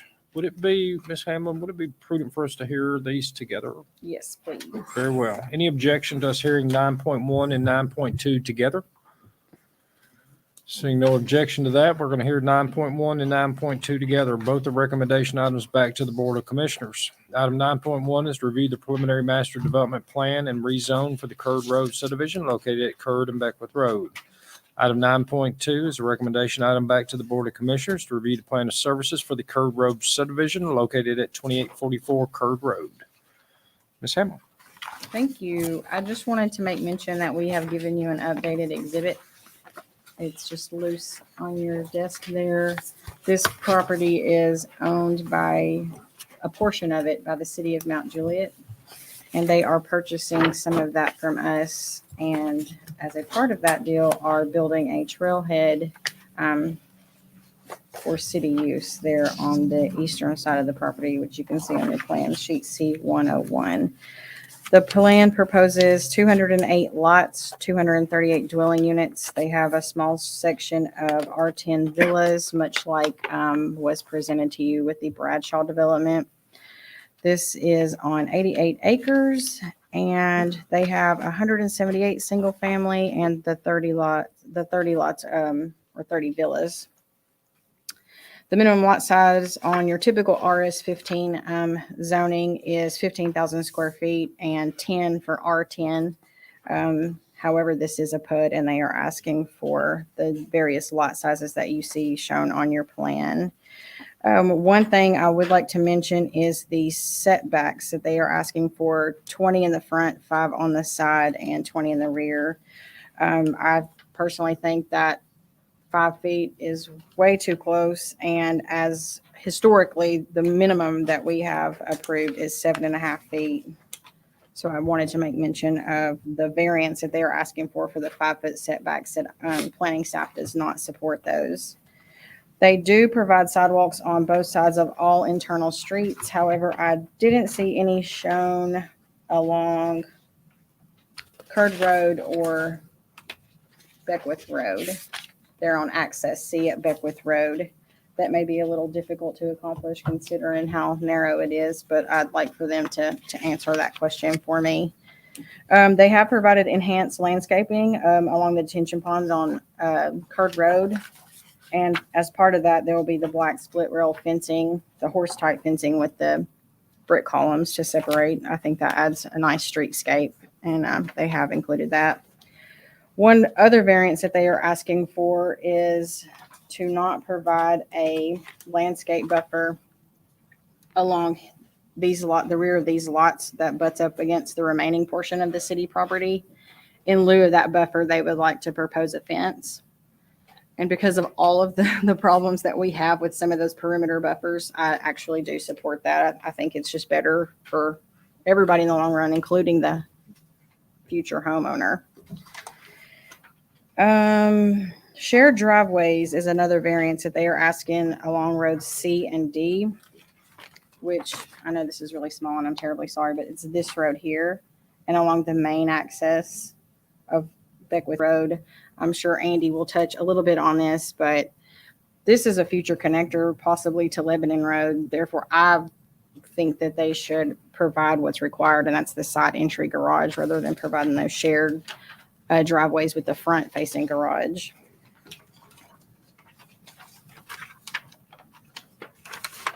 Lastly, the design guidelines, they are asking for 10%, which would be your typical accent. So 10% of fiber cement or hardy.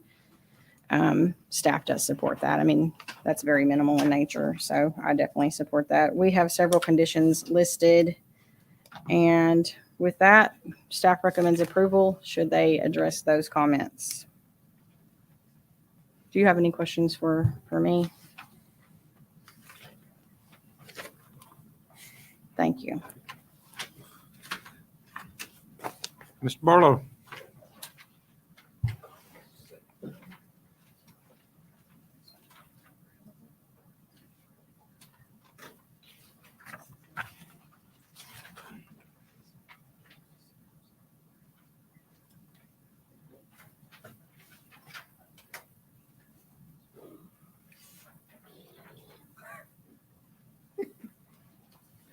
Well, I'm going to bore y'all to death. Evidently, our comments did not get incorporated. I'm going to read all this. And so we have these, so it'll be easy to add to the minutes. So I'll read. Public work comment. I'll start number 1. Lots 7, 8, 9, 13, 14, and 15. The stream buffer shall not be part of the recorded lot. Comment number 2. Staff does not support street-facing garages on roads C and D. If granted a variance from the commission, then the garage shall be set back 10 feet from the front facade. Also, shared driveways do not work well for street-facing garages because it causes vehicles to have to maneuver a curve while backing out. Comment number 3. Provides 6-foot wide sidewalk along the curved road frontage. Staff recommends connecting the sidewalk on the curved road frontage to the newly constructed sidewalk at Dollar General. This will provide sidewalk connectivity to future sidewalks on Lebanon Road. Number 4. Extend the center turn lane section on curved road south to a southbound left turn lane into the proposed project access. Some geometrical improvements may be necessary at the southern transition to the existing roadway. Number 5, provide a westbound right turn lane at the intersection of Lebanon Road and Golden Bear Gateway, also Bender's Ferry. This improvement offsets the overall intersection delay increased by this development. Number 6, provide a signal warrant study for the intersection of Golden Bear and Curd Road, the North Curd Road intersection, at the 100th and 200th certificate of occupancy. If the traffic signal warrants are satisfied, a traffic signal shall be installed at this intersection by the developer. Signal shall be operational within 1 year of the signal warrant. Building permits will be withheld thereafter.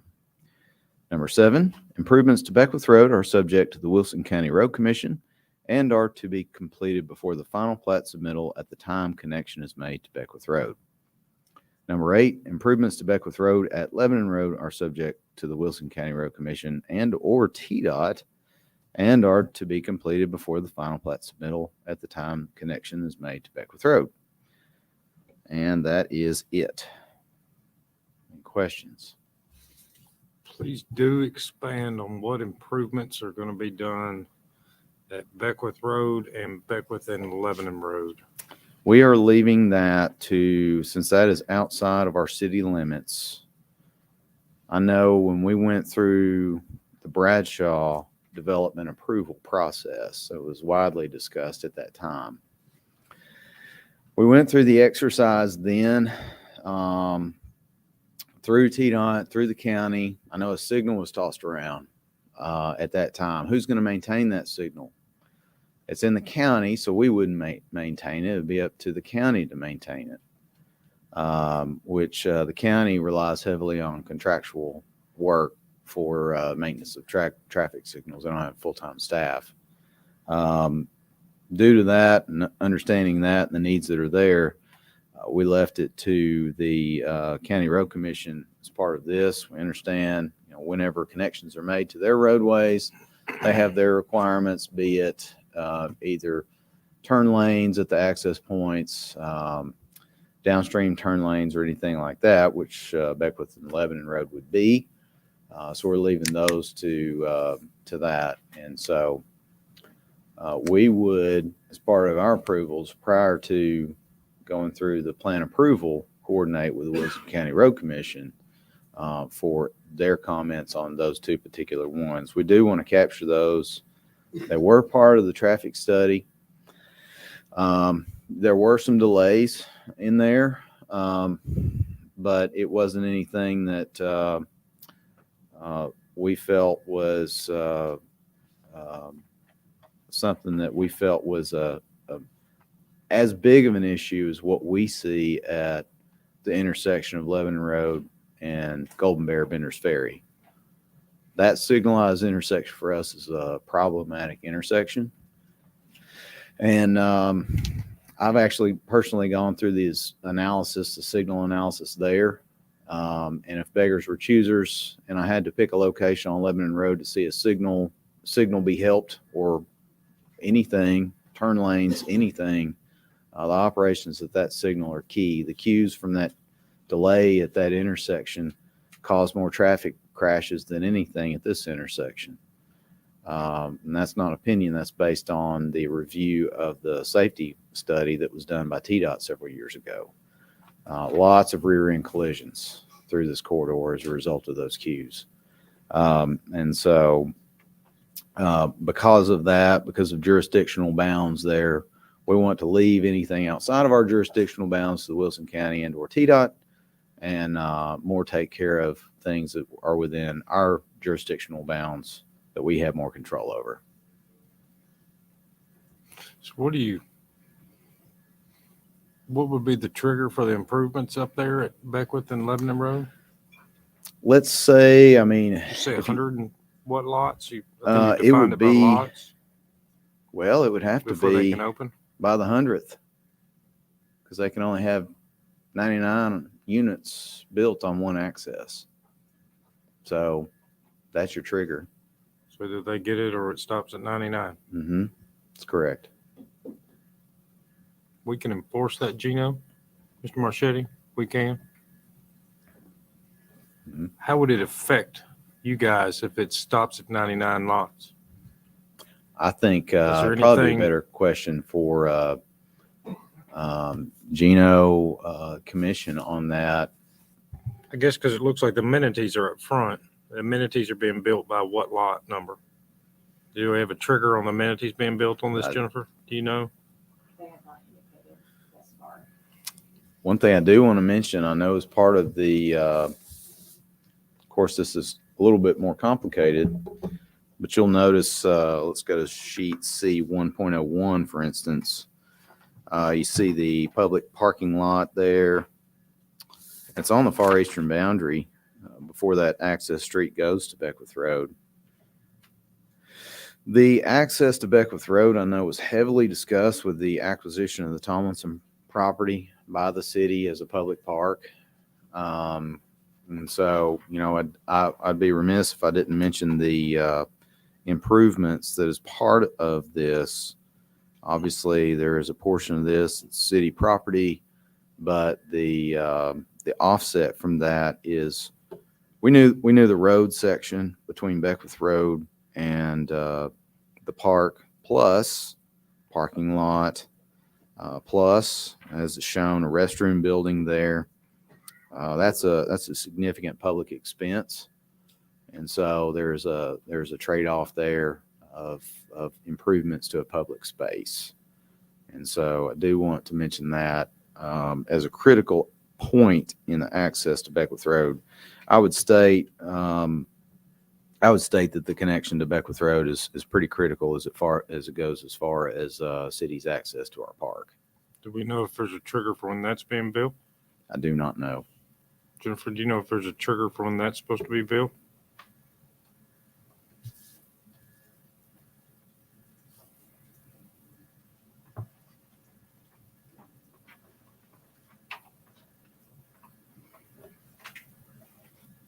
Awesome. Thank you.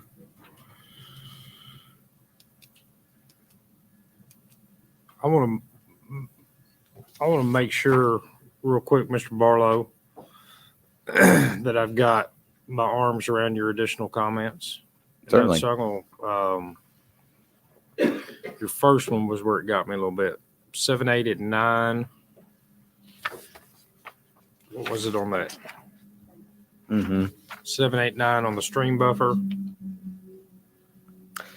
Public Works is saying no garages facing the streets on C and roads C and D.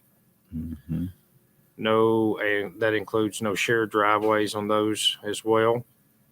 That you want a 6-foot sidewalk at Curve Road back to Dollar General.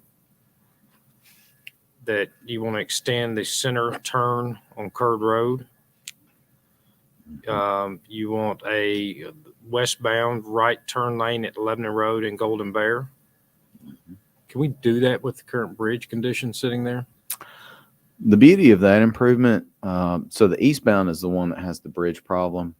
The westbound is going to be right in front of the gas station. There's actually a concrete island right there with a small shoulder that, based on what I've seen from our right-of-way, from our plans that we have for a widening, it's just enough room to fit that in there. Okay.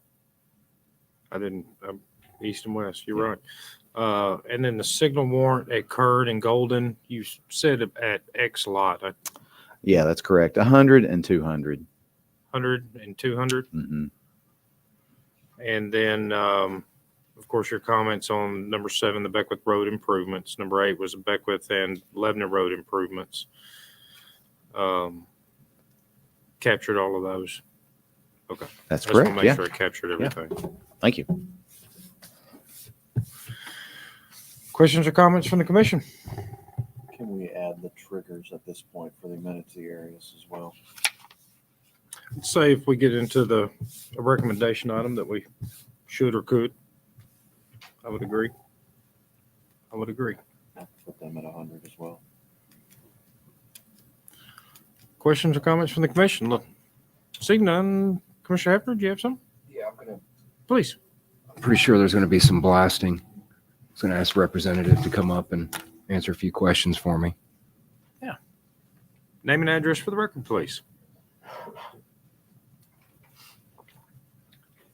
Will Smith. I represent Beezer Homes on the project, 2725 Turner Road, Watertown, Tennessee. So, Mr. Smith, can you take me through your blasting, what Beezer Homes does what's your normal protocol as far as notifications and things of that nature? We can. So a couple things that we've done with other neighborhoods, with Harrington and Tuscan Gardens and some other projects that we've done. When it comes to the pre-blast surveys, we go out to the houses and try to get to the neighbors at least twice. If they're not home, we'll go back and have a door hanger on their house to ensure that we can get the okay, or if they choose not to have one, the waiver. Typically, we don't get the waiver. We want to do the pre-blast survey.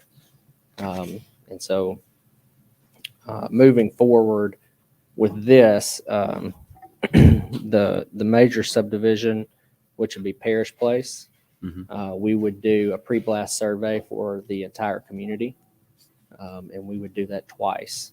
Go Paris? out to, Is that Paris? I think it's Parish. Mhm. So we would do that same protocol, go out twice. If they're not there, leave information to get in contact with us. If we don't hear from them, go out again and try to get the pre-blast survey or the waiver, whatever they choose to do. Okay.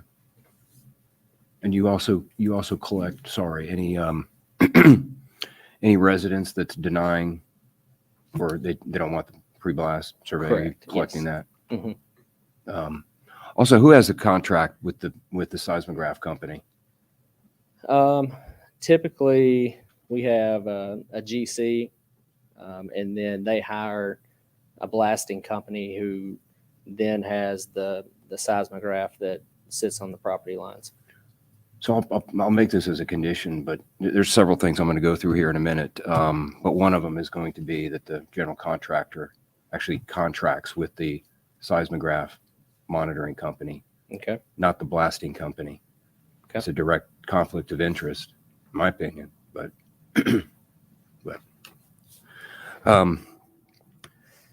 so you send out, so I'm going to make this a condition.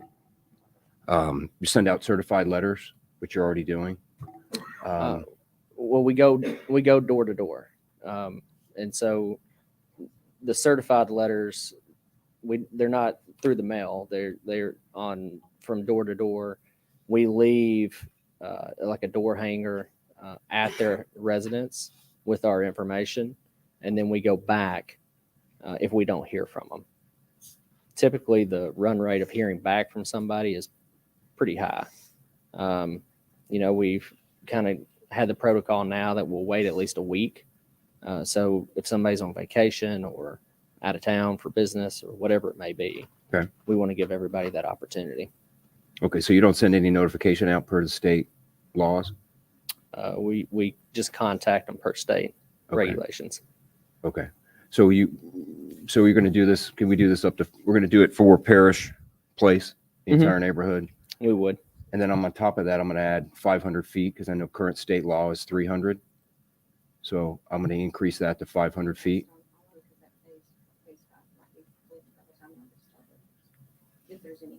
Sure. Yeah, and that 500 feet. Oh, yeah, we can do that for the 500 feet moving south if Stone Hollow has residents that have been built at that point. Okay. And then also you're going to reduce the charges from 2 inches per second to 1 inch per second. Correct. Velocity. Mhm. So I'm going to make that a condition. I know state mandates it 2. Yes. So we're going to restrict it to 1. Yes. Okay. That's it. Thank you. Absolutely. Other questions, comments? Got one real quick. I don't see your phasing plan as part of your submittal. Yes, sir. How are you going to phase this out? So this will most likely be a 4 or 5 phase, depending on how we look at that bottom section. Okay. But a couple things that I wanted to address that I believe that were going to be brought up were when is the amenity? As part of a practice that Beazer has, amenities go in phase 1. So that's why you see it at the beginning. The other part was when the park, or the parking lot, the restroom, all the improvements that'll be done to the city park in the back will be finished at phase 2. So we'll have the main spine road come up, and then we'll finish that off in phase 2. How many homes are in phase 1? I haven't counted exactly, but typically a phase is 70 to 80. And then we would need to go to Beckwith within phase 2 to ensure that we have that second access to the property by the 99th certificate of occupancy. I'm asking because I'm trying to figure out what your neighborhood's going to look like when it stops at 99. And that's where your neighborhood's going to stop, is at 99. So I want to know how your neighborhood's going to look at the 99, because I think that it'll be years before you get that done at Beckwith Road and Lebanon Road personally. So my concern is how your neighborhood is going to look with 99 houses in it. So that's the reason why I want to know your phasing plan, because I'm not against your plan or anything else that you have here, but I want to know what's going to be there when it stops, and it's going to stop at 99, because I think there's a lot of things that got to be done at that Beckwith Road and a lot of other parties at that Lebanon Road and Beckwith Road. And we've already got Bradshaw Farms coming out there, and we got a public park sitting back there. And now we're going to pipe another several hundred homes back there. So my biggest concern is, how's it going to look when you stop? And you're going to stop most likely at 99, and what's going to happen with the rest of your development, and how is it going to sit, and what are we going to look like when we get 99 houses in there? Because I I feel like you're going to stop at 99. I don't know what the tolerance is. I mean, I think that's probably in a 10 or 15-year plan, maybe that we get all of that done. But I don't know that 10 or 15 years is your plan to build out your neighborhood over here. I would highly doubt that it is. With your approval, I would say that you're going to be blowing and going because you got an excellent section for a piece of land in Mount Juliet. But I think that the things that are going to happen to allow that intersection to have the necessary improvements, and I'll say Golden Bear and Lebanon Road as well. I mean, so you might as well throw that one in the mix as well, because we got triggers right there at that intersection.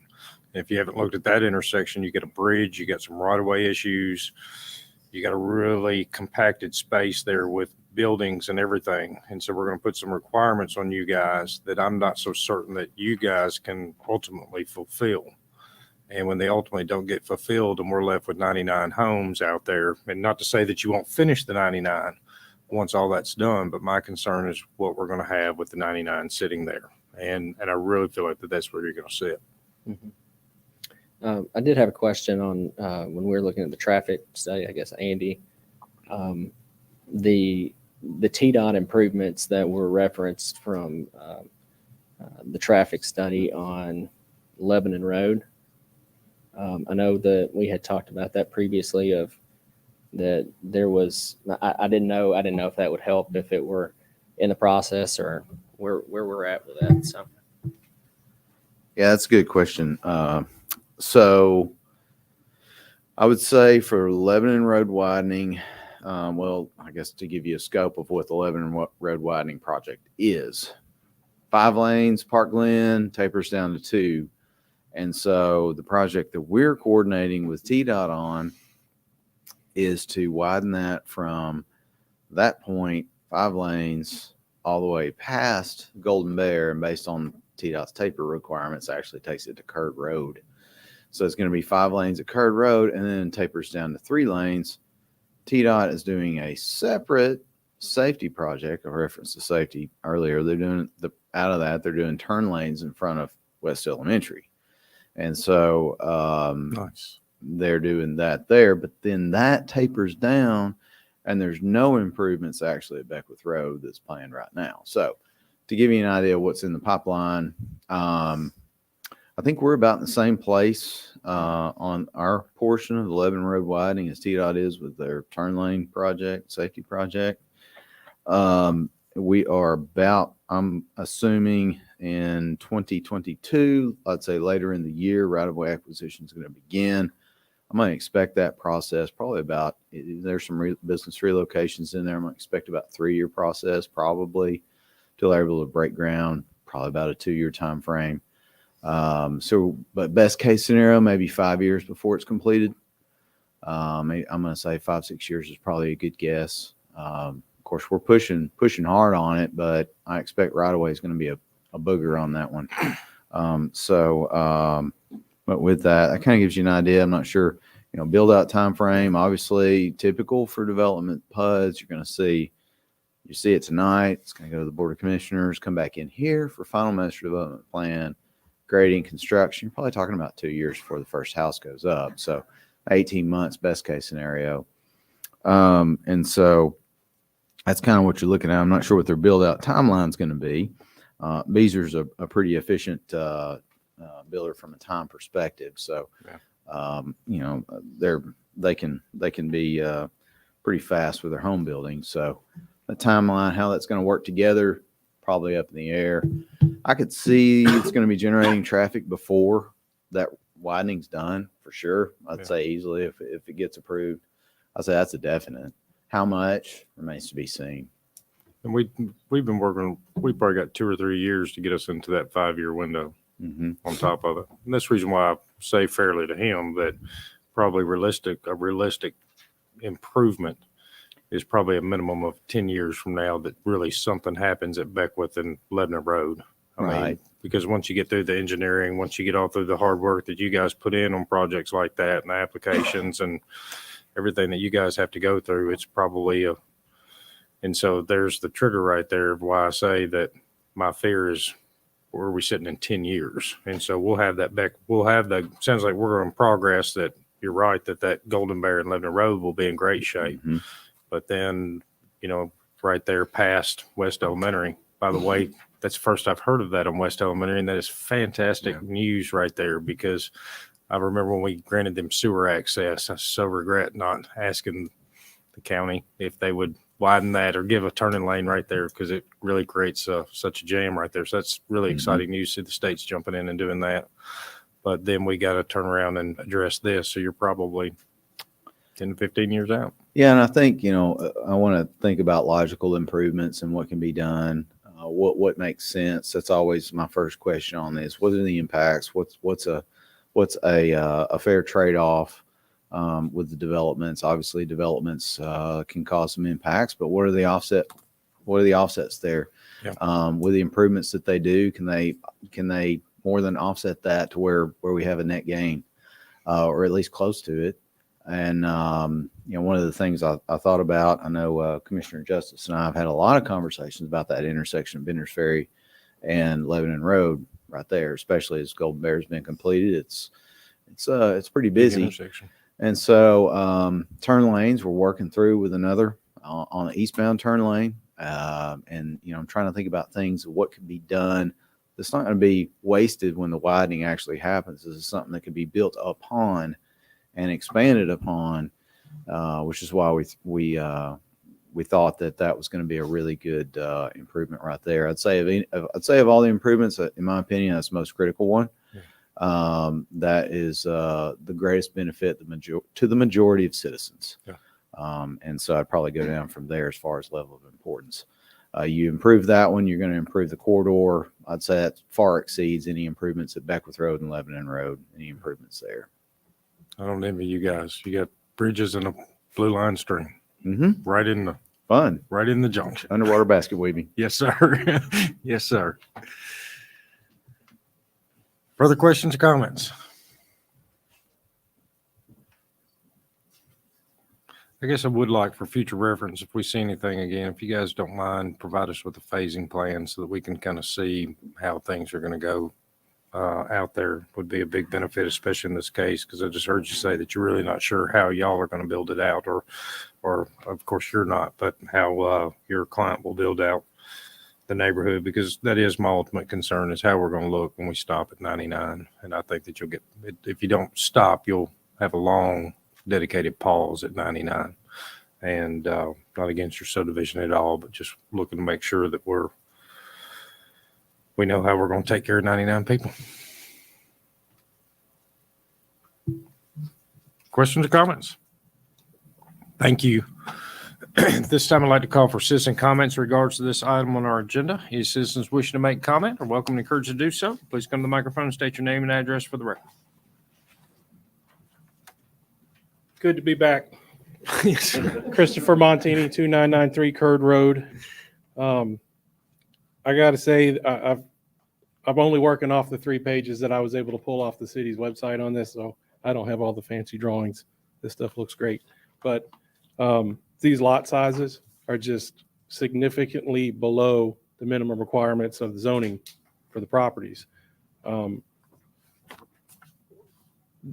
RS15 and RS10, and these lot sizes are 9,800 square feet, 7,500, 7,600, and then there's a few 10,000 square foot. So the minimum lot sizes aren't being met for the zoning. It's not inconsistent. It's not consistent with the surrounding neighborhoods, and concerned that fact will lower my property values and my neighbors. Also, it will add significantly to the amount of traffic on Curd Road. So on that section of Curd Road between Lebanon Road and Golden Bear, there's 125 homes in Parish Place, and an additional 15 along that section of Curd Road that rely solely on that section of Curd Road to get to Lebanon Road or Golden Bear Gateway. And we're talking about adding another 198 homes to that. It's a significant increase, and I worry about the traffic. It's already very painful to get out on Lebanon Road from Curd Road. And there's always wrecks down there because of that. Always, like at least 2 or 3 a week that I see. Concerned about the number of variances here. Obviously, the setbacks, it's already been mentioned by the Planning Commission. I do like the idea of the sidewalk on Curd Road that wasn't in there, and you guys are asking for that. I think that's great. I think it should connect to the sidewalk down at Dollar General. That would be very nice. And then I also want to say that the notification for this meeting was probably not sufficient. They put the sign up, and it stayed up for about 3 days and then fell down, and it's been down ever since. So I'm not surprised I'm the only neighbor here tonight. Only reason I knew about it is because the sign was up a month before and they deferred, and I came here for that meeting and found out that it was deferred at this meeting last month. That's all I have.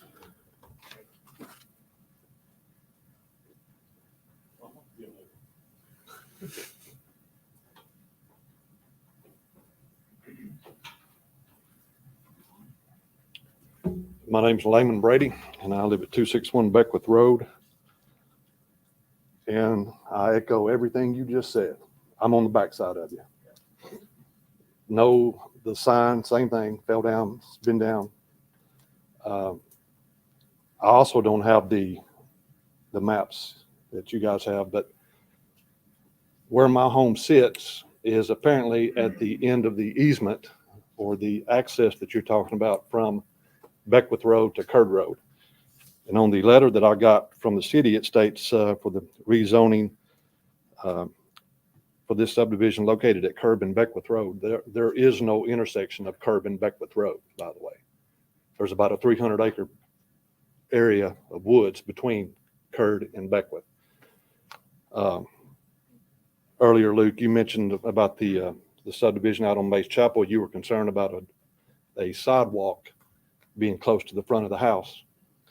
And someone mentioned already about a property value. Well, I've got a $750,000 house setting right at the end of that access road. So I'm not going to have a sidewalk coming through my front yard or through my front door. I've got apparently an access road coming through my front yard. So I'm adamantly opposed to anything with Beckwith Road being included with this subdivision. Thank you.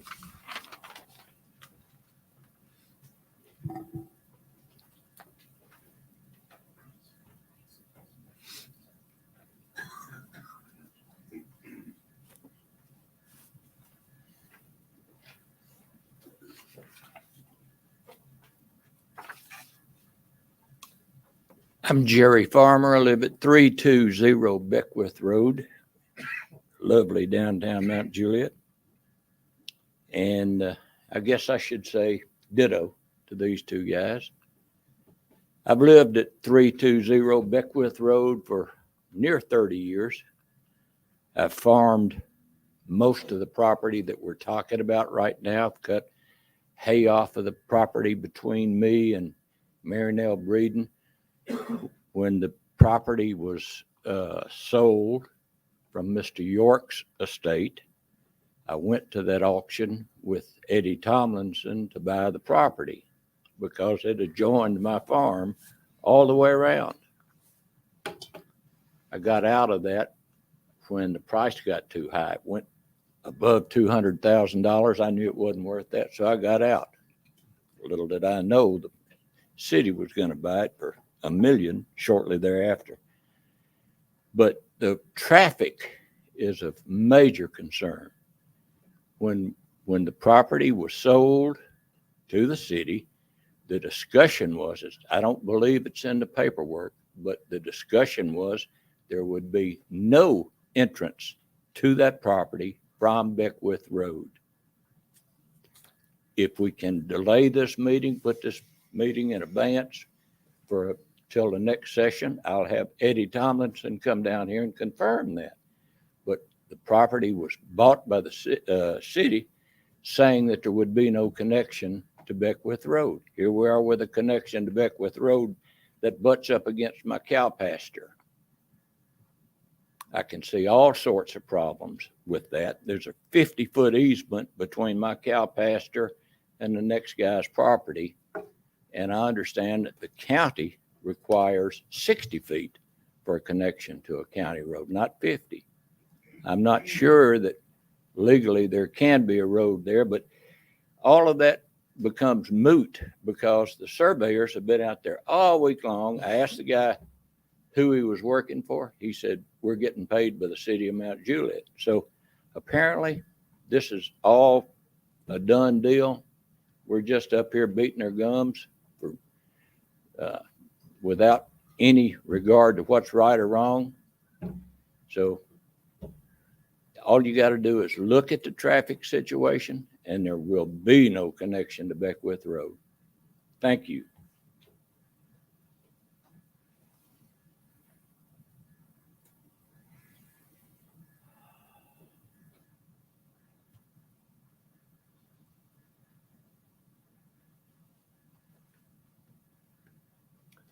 I'm Mary Hill Breeden. I live at 204 Beckwith. I've been on Beckwith Road since 1974 when it was gravel past the driveway to the orchard that we owned. I don't want this. I almost got run off of Beckwith from a dump truck, which I assume was coming from Bradshaw Farms. We don't need it on Beckwith Road. You can't get out to go to Kroger's in the morning for school traffic now, and we don't need any more traffic on that road. I'm the second property over. There's one property between me and this excess road they're wanting, and I'm not for it. Thank you.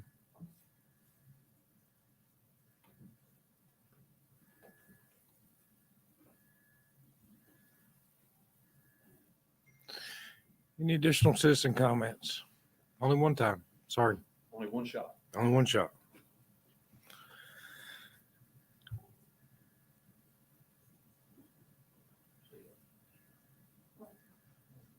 Seeing no additional citizen comments, this is as a reminder, this is a recommendation item back to the Board of Commissioners.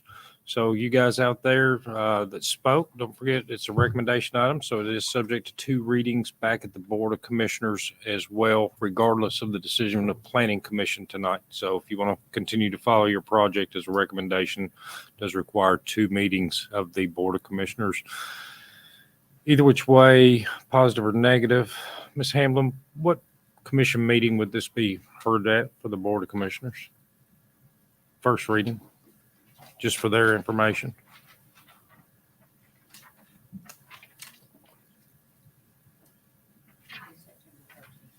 September 13th. September 13th would be its first reading.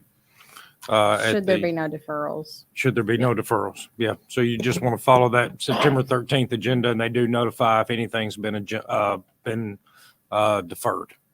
It'll Yeah. be noted at the meeting. Actually, a lot of times it'll just happen at the meeting. So Okay. if it happens before, they're welcome to contact me or Miss Jill or Tyler, and we'll let you know if it's on the agenda or not. I did want to add one more comment. Any remaining city property will revert to RS40 with this annexation. On the new map that you have here, our park property won't be included in this PUD or RS15. It'll just be that RS40 zoning. Okay. I just wanted to remind you of that. Thank you. Commissioner Heffern, do you have something you wanted to add? No, that was it. Okay. She took care of it. All right. With that being said, I'm looking for a recommendation back to the Board of Commissioners.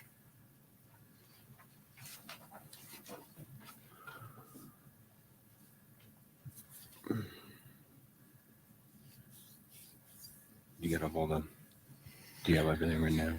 I think I have everything that you would need if you would like to make a recommendation. I'll make a motion for positive recommendation based on staff comments. And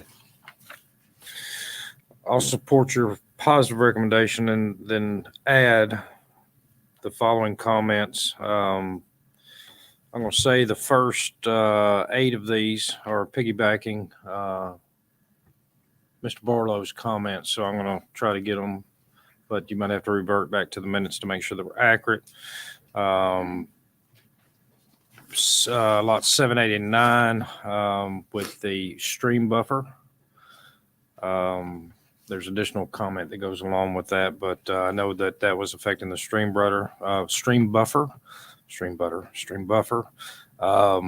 No front-facing garages on C and D. That includes no shared driveways on road C and D. Item number 3 was a 6-foot sidewalk at Curd Road back to Dollar General. Number 4 was extend the center turn on Curd Road.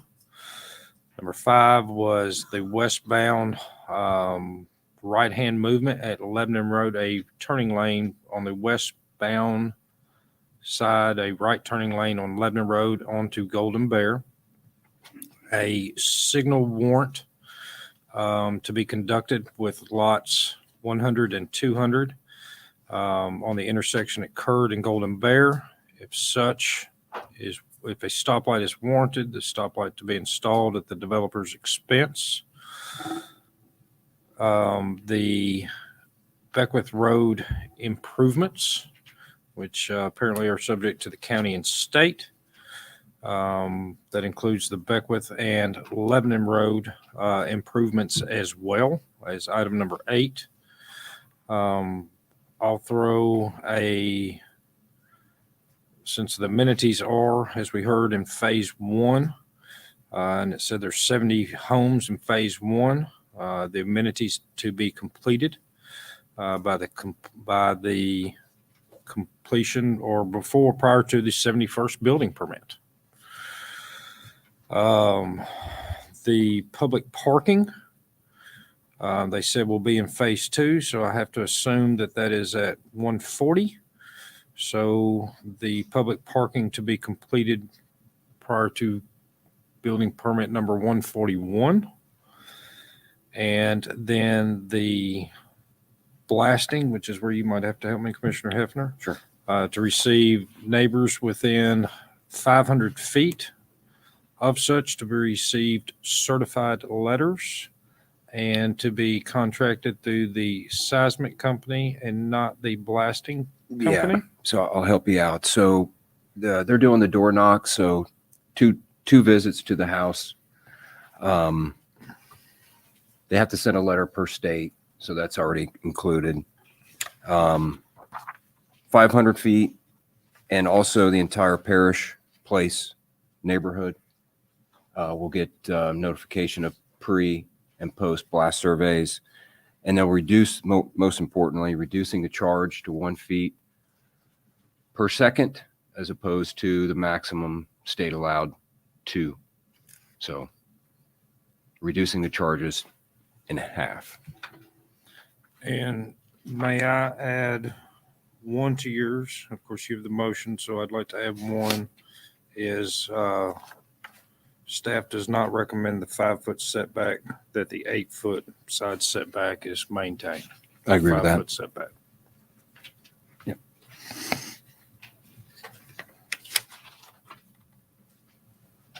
And we do support the 10% facade. Item number 4 on your variance is being supported, correct? Correct. It's okay. Yes. Okay. Because we eliminated number 2 in the variance. Mm-hmm. And we're good with omit required landscape buffer along park property and provide a fence instead. Staff supports. That's correct. Okay. Yeah, I'm fine with that. That would be the motion. That's a lot. Welcome. Yeah, that'll be something for the future. All right, that gives us a motion and a second for positive recommendation. I'm just going to say subject to all of that. Yep. With that being said, all those in favor signify by saying aye and raising your hand. Aye. Against? Abstentions? It is a positive recommendation.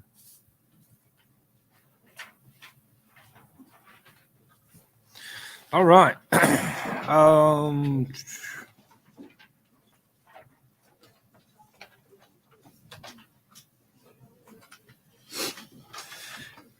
Ms. Hamlin, would it be wise of us to hear 10-1 and 10-2 together? And 10.3, if I'm not mistaken, does not require a vote. You just hear it all together, all items. Hear all items together. Any objection to hearing 10.1, 10.2, and 10.3 together? Mm-mm. No. Did Commissioner Weathers leave? She did. She step had to away. leave. She has a planning commission tomorrow at the county. that Very she well. needs to prepare For the record, Ms. Johnson, that Commissioner Weathers didn't have to be dismissed from the meeting. With that, any objection here in 10.1, 10.2, 10.3 together? No. All right. Items 10.1 and 10.2 are recommendation items. Item 10.3 is a concept plan. I will say thank you for a concept plan. Even though that it's really not something that we vote on, but it's being provided to us as such so that we can see why they're requesting what they're requesting.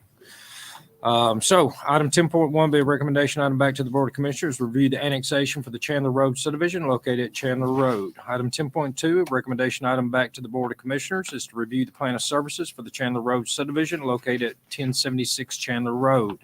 Item 10.3 is review the concept plan for the Chandler Road subdivision located at 1076 Chandler Road. Ms. Hamler? Thank you. Just one correction on the resolution of your plan of services. Under planning, it states that it will be zoned RS 40, but the actual requested zoning is RS 20. We don't get a lot of these variable lot subdivisions, so if you're wondering why you're seeing this, it will not go to the Board of Commissioners. Variable lots do not have to do that, so it will be approved or denied at this body. As you stated, this is annexation, rezone, master site development plan, which would include their conceptual plan for 35 single-family lots and the associated infrastructure. No land use amendment is requested. It's medium density already on the land use designation, and they are requesting, as I said, RS 20. If you go over our staff report, it talks about the intent of the variable lot subdivisions. It's very similar to a PUD, but it is so different that it does not go to the VOC. I just want to stress that. So there are things that you might want to ask for this development that you would not typically get to on these. This development dissects Chandler Road you can see access Street A on both sides of the street there with a connection for future extension there to the south. They have sidewalks located on both sides of the street and 2 mail kiosks, one on each side of the development. If you notice on that eastern side of Chandler Road, their mail kiosk is located pretty far, I think, from the very first house in the subdivision. So I'd like to see that move to a more central location, if possible, to help those future homeowners have access to their mail and not have to drive down to the end of that cul-de-sac to get to their mail. Open space has been provided, as you can see on sheet C1.00. Variable lot subdivisions are the only thing in the zoning ordinance that requires tree preservation. So we'd like to see that tree preservation plan come in on future submittals, when they submit those future submittals. Also, just growing up in Mount Juliet, I know that this area has a lot of historical value and rock walls and structures of that nature. And I'd like for that to be identified if there are any, and saved, preserved for this development, placed in open space. If you want to know more about that variable lot subdivision, I'm not going to bore you with it, but while others are talking, it's located in our staff report. We do have a list of 12 conditions of approval if it is approved tonight. If you have any questions for me, I'd be glad to answer them. Otherwise, I'll get Mr. Barlow up here. So we would, just to be clear, annexation plan of services. Should it pass the annexation and plan of services? I know the concept plan is just for us to see something right now. Should it pass and come back to us? What would it come back to us as? It'd come back to us as. Well, they actually have their plans listed as the master development plan, which has to be approved as part of the variable lot subdivision. So that's why I actually wanted you to place that conceptual plan on as a voting item.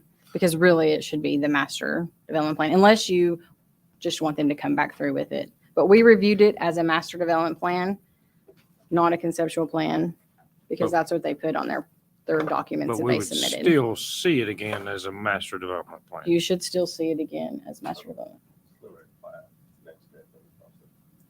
Well, you labeled it as you applied for a conceptual plan.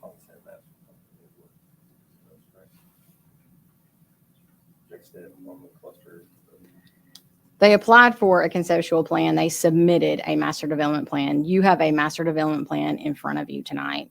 But we are not approving a master development plan. I think you are approving a master development plan because that is the plan you have before you tonight. That is my opinion. I will be Mr. glad to Marchetti? hear Gino's answer on that. If the submitted document to us is a final master development plan, but yet it's on our agenda because a concept plan, what are we hearing? You're hearing what it actually is. Final master development plan. It's just a master plan. Just a master plan. So if we approve that tonight, This is it. Then it comes back in preliminary plat. can we adjust our agenda and hear them separately now? You certainly can. Can we do that? Can. Very well. That was not appropriate. Any objection to changing what we're hearing right now and hearing item 10.1 and 10.2 together? And we will hear 10.3 as a second item since we're not hearing a conceptual plan, we're hearing a master development plan. Any objection to that? So we will adjust our agenda real quick of what we're hearing at this table. We're going to go to the recommendation items back to the Board of Commission, but we'll hear together. So we are hearing and voting right now currently on item 10.1, which is a recommendation item back to the Board of Commissioners, review the annexation for the Chandler Road subdivision located at Chandler Road. And item 10.2, which is a recommendation item to review the plan of services for the Chandler Road subdivision located at 1076 Chandler Road. Staff recommends approval of the annexation and plan of services. Again, they have requested RS20 zoning. And that should be changed on your plan of services. Very well. We'll make sure that gets corrected before BOC. Very well. Questions or comments from the commission? Seeing none, we'll call for citizen comments in regards to items 10.1 and 10.2. Any citizen wish to make comment? Name and address for the record. I'm Christy Woodard at 1019 Alexandria Way in Lebanon. I'm the owner of the property, 1076 Chandler Road. It has been in my family for centuries. It's a century farm. It was my great-grandparents, my grandparents, my father's, and now mine. And now that upon learning the interchange coming through and the rezoning for mixed use and all of that, I realized the opportunity to sell the property and develop it under my terms. And I've climbed the hickory trees and all of that. I'm very thrilled with in the integrity of the property and keeping the majority of the hickory trees and the larger lots on half-acre lots. No front entry garages, any of that sort. So that's just what I wanted to say. I wanted this to be with the integrity of my family and the legacy to live on. This is my opportunity to do something with the property, with everything else coming in around it, and not be forced to do something later. I want it to be my decision on what to do with the property. Very well. That's all I have to say. Thank you. Any additional citizen comments at this time? Seeing no additional citizen comments this time, looking for a recommendation in regards to this item on our agenda. I'll make a motion for a positive recommendation. Thank you, Warren. That was a mouth. It's a motion and a second for a positive recommendation. All those in favor signify by saying aye and raising your hand. Aye. Against? Abstentions? That is a positive recommendation. Next item up on the agenda is item 10.3, review the final master development plan. Just master plan. Master plan for the Chandler Road subdivision located at 1076 Chandler Road. I don't have any additional comments. My previous comments still stand. I would like to say she brought up something I wanted to talk about at my staff time, my staff comment time is Diane Weathers invited me to the Century Farm luncheon today, and they're very cool. important to our community. And I was glad to have done that. So kudos to you for keeping that in your property in your family for so long. Some of them have been in Wilson County since the late 1700s, same family. So I thought that was really neat. We have more Century Farms in Wilson County than any other county in Yes, the we're state. very fortunate. They're very important to our community. So Thank you. Questions or comments from the commission? All right. Do I? Very well. Let's go ahead and call for representation to this project. Name and address for the record. Evening, Joe Haddix, 2305 Klein Avenue. I think Jennifer mentioned earlier, the variable lot subdivision is not something that is seen a whole lot of. I think this is our second one this year. Since you've been here. We've enjoyed learning the process alongside Jennifer. She's been great as always. Public Works staff. We're in agreement with all comments and recommendations. Not asking for any material waivers to the design standards. So I'd like to hear anything else y'all may have questions on. Help out however we can. Joe, when you guys looked at this, and I'm looking at your vicinity map in that top right corner, Mm-hmm.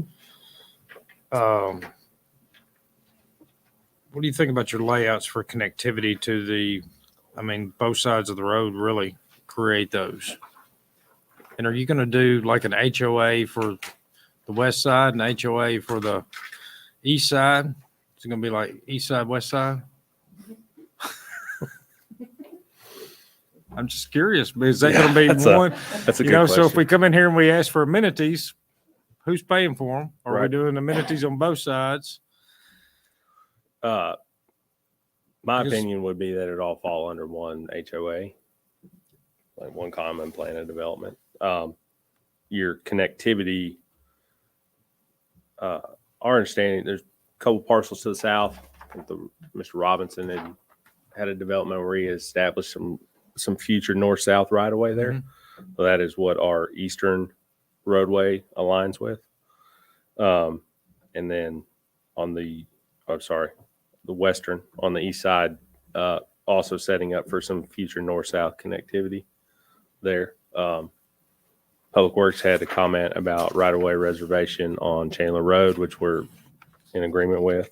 So I think for 35 lots, we're providing 3 stubs to adjacent properties overall, set up for a multitude of options as the adjacent properties develop. Yeah, and that's, because obviously you got retention ponds on there, so you need an HOA for Yeah, for long-term maintenance. Yes, sir. maintenance agreement. We have out common there. open space, mail kiosks. That's right. And a mail kiosk on both of them. Do you think you can get that mail kiosk more towards the front? I do. And we've as the mail kiosk has become more of a come to the forefront. We're hearing from the postmasters that they may want just one single for kiosk for this development, just being 35 lots.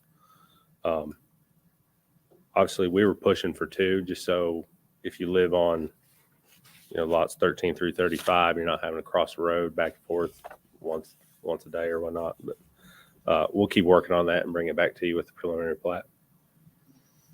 Do we have we captured right away for the future widening of Chandler? Should we ever go there? Because 35 and 13 are pushed pretty close. Yeah, that is Public Works comment number 1. Okay. For a 75-foot future right away. But that's not reflective on this setback currently. Not currently, no. But So we'll narrow address that it. down. All right. So it would change when we brought it. And you do come back again, or you don't come back again. You'll see us again with preliminary plat. See you again with preliminary plat. Yes, sir. Yeah, these are. I got Since she's only seen it 2 times, I've only seen it 2 times too. That would make 2 of us.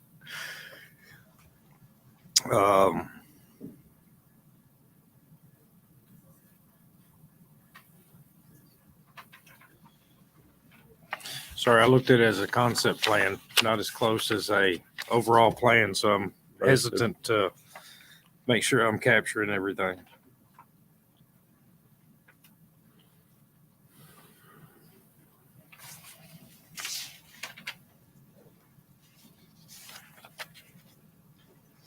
So no waivers, no variances, no nothing. Nope. 100% brick and stone, Yes, sir. sidewalks both sides. Access streets all the way around instead of access lanes. Just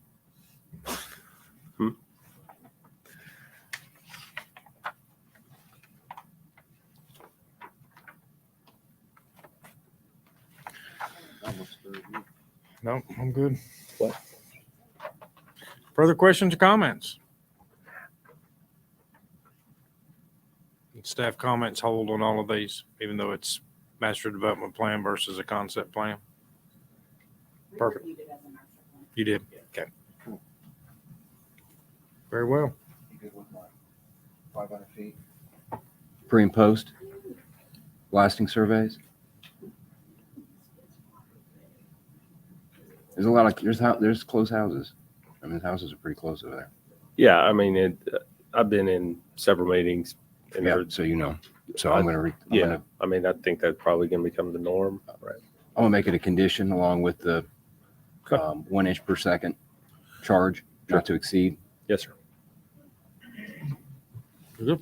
Further questions, comments? Thank you. Thank you. See no additional comments. We'll call for citizen comments in regards to this item on the agenda. Any citizens wishing to make comment are welcome and encouraged to do so. Please come to the microphone and state your name and address for the record.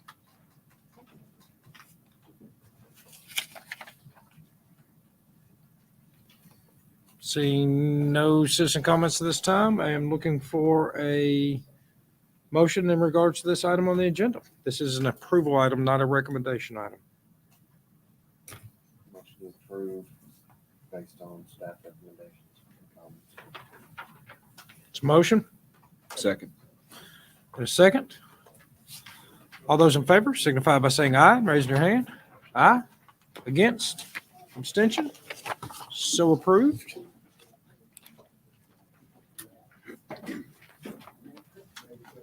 All right. The next item up is falls underneath resolution subdivision regulations. I want to say something real quick. Sure. I know I should wait until the end of this, but I don't want to wait until the end of it because I'm sure all of us are going to be ready to go.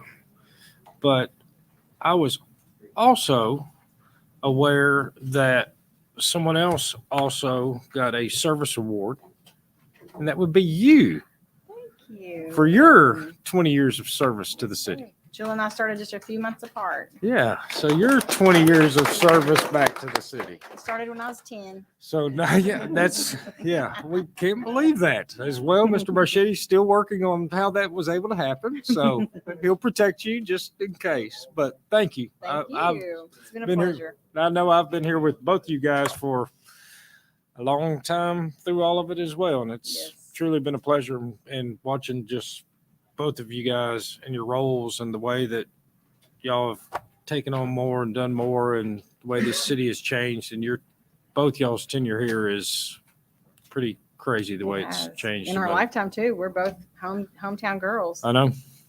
It's pretty cool. Thank you. Yes, We thank appreciate it you. and very grateful. So with that being said, item 11.1 is a recommendation item back to the Board of Commissioners to review the resolution to amend and readopt residential design standards for section 4-114 for multifamily development. Ms. Hammer?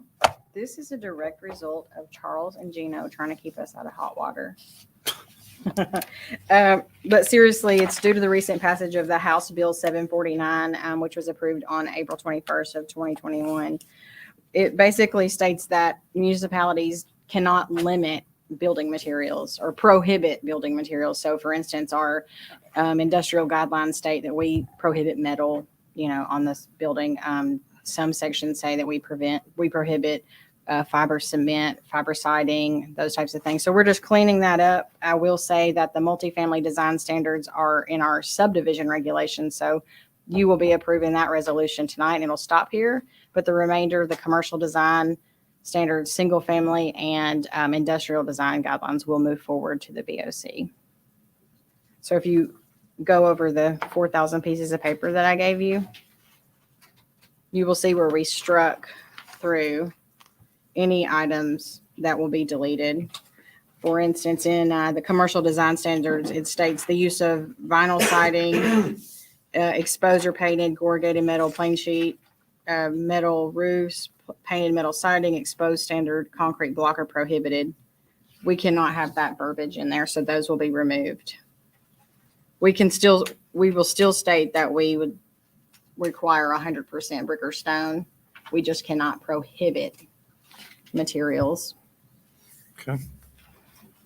And that goes for all the sections that we have those design standards. So it's multifamily, subregs, resolution stops here, industrial design, commercial design, residential design, go on to the BOC. They're in our zoning ordinance. So I've read something in here that we can't restrict any materials that are code approved, Building code. building code approved. But vinyl siding would be a building code approved item. Correct. Are we still going to be able to restrict that? We have provided them an avenue to request a waiver as part of that House bill. And if you choose to approve that, you can. If you choose to deny that, you are certainly welcome to. So that it would become a, It'll be Would the it- same exact process as it it would have is to become today. a We variance just won't request? correct a waiver. Okay. I did want to ask Gino one question. In the House bill, Gino, it states that the regulation pertaining to the building materials must be a separate agenda item and must be voted on separately from any measure. Do you interpret that as saying per request? For instance, does the applicant have to apply for that separately? Yes. Or is it stating that we have to approve this amendment separately for industrial, separately for commercial? The applicant has to apply Okay. for it separately. So in a typical PUD, they wouldn't be able to ask for that within that PUD. It just needs to be a separate ask. Okay. So we'd hear ABC subdivision preliminary plat, and then we'd hear ABC subdivision, like if that was item 10.1, then we'd hear item 10.2 would be ABC subdivision vinyl siding waiver request. For instance, you'll see one next month that's coming in with a mass grading plan that's totally separate. It's much like we did for the building across from Under Armour a few months ago. They were really nervous that, that we would not approve that waiver. So they didn't want to invest a lot of money in engineering and that site prep. So they brought that in separately. And you'll see another one next month that just comes in separately by itself and is not part of a development plan. It's just, they were submitting a mass grading plan and then separately a industrial design standard waiver. Just want to know if they can do it before they present something to us. Which is not a bad thought, in my opinion. So I'm kind of glad it. Okay. And that gives us time to get our eyes on it a little bit before those development plans come in too. So maybe we like the project to get tied up on facade. It allows us the opportunity to see the facade before we see the project. And I did like how you gave Joe Haddix, he left, kudos for submitting that concept plan. We don't see a lot of those. And I think it's important that we maybe I know, and I thought it start was a seeing those concept plan. again. I was so proud when I saw I that know. too. So many times we've needed that to make educated decisions up here. I think so too. Yeah. They just don't want to waste their time with it because engineering is so expensive these days. So it's very costly to the applicant to take that first step. Probably more expensive to be declined though. I agree. Questions or comments? See no questions or comments. Call for citizen comments in regards to this item on the agenda. Any citizen wish to make comment, welcome and encouraged to do so. Seeing no citizen comments this time, looking for a recommendation in regards to this item on our agenda. And just a reminder, the resolution stays here. Very well. Make a motion for a positive recommendation. Yes, sir. The second by Commissioner Searcy. All those in favor signify by saying aye and raising your hand. Aye. Against, abstentions? It is a positive recommendation. Are Next item up on, you a vote? Can you do a separate vote for that resolution?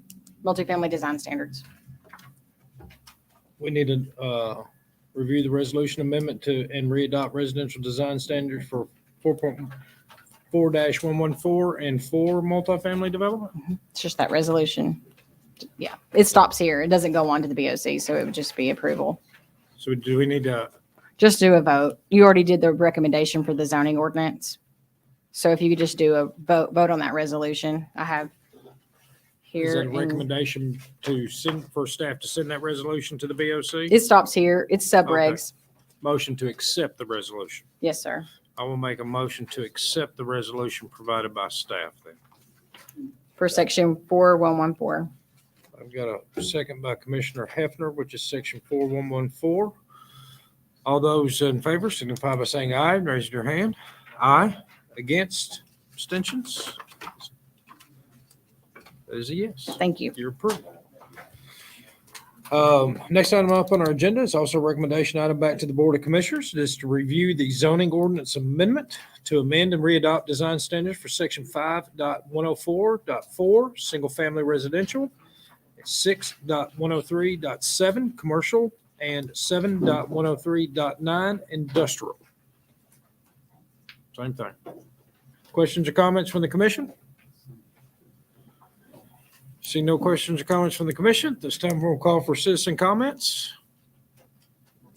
Seeing no citizen comments at this time, I'd like to ask for a recommendation in regards to this item on our agenda. Since I did the last one, I'll make a motion. Oh, he beat me. Motion for a positive recommendation. Uh-oh, who got that? I got it. Commissioner Rath. I know, right? Yeah, that's a motion and a second for a positive recommendation. All those in favor signify by saying aye and raising your hand. Aye. Against, abstention, there's a positive recommendation. I'm looking for a motion. Oh. Second. He beat you. That's a motion and a second for adjournment. All those in favor signify by saying aye and raise your hand. Aye. Against, abstentions.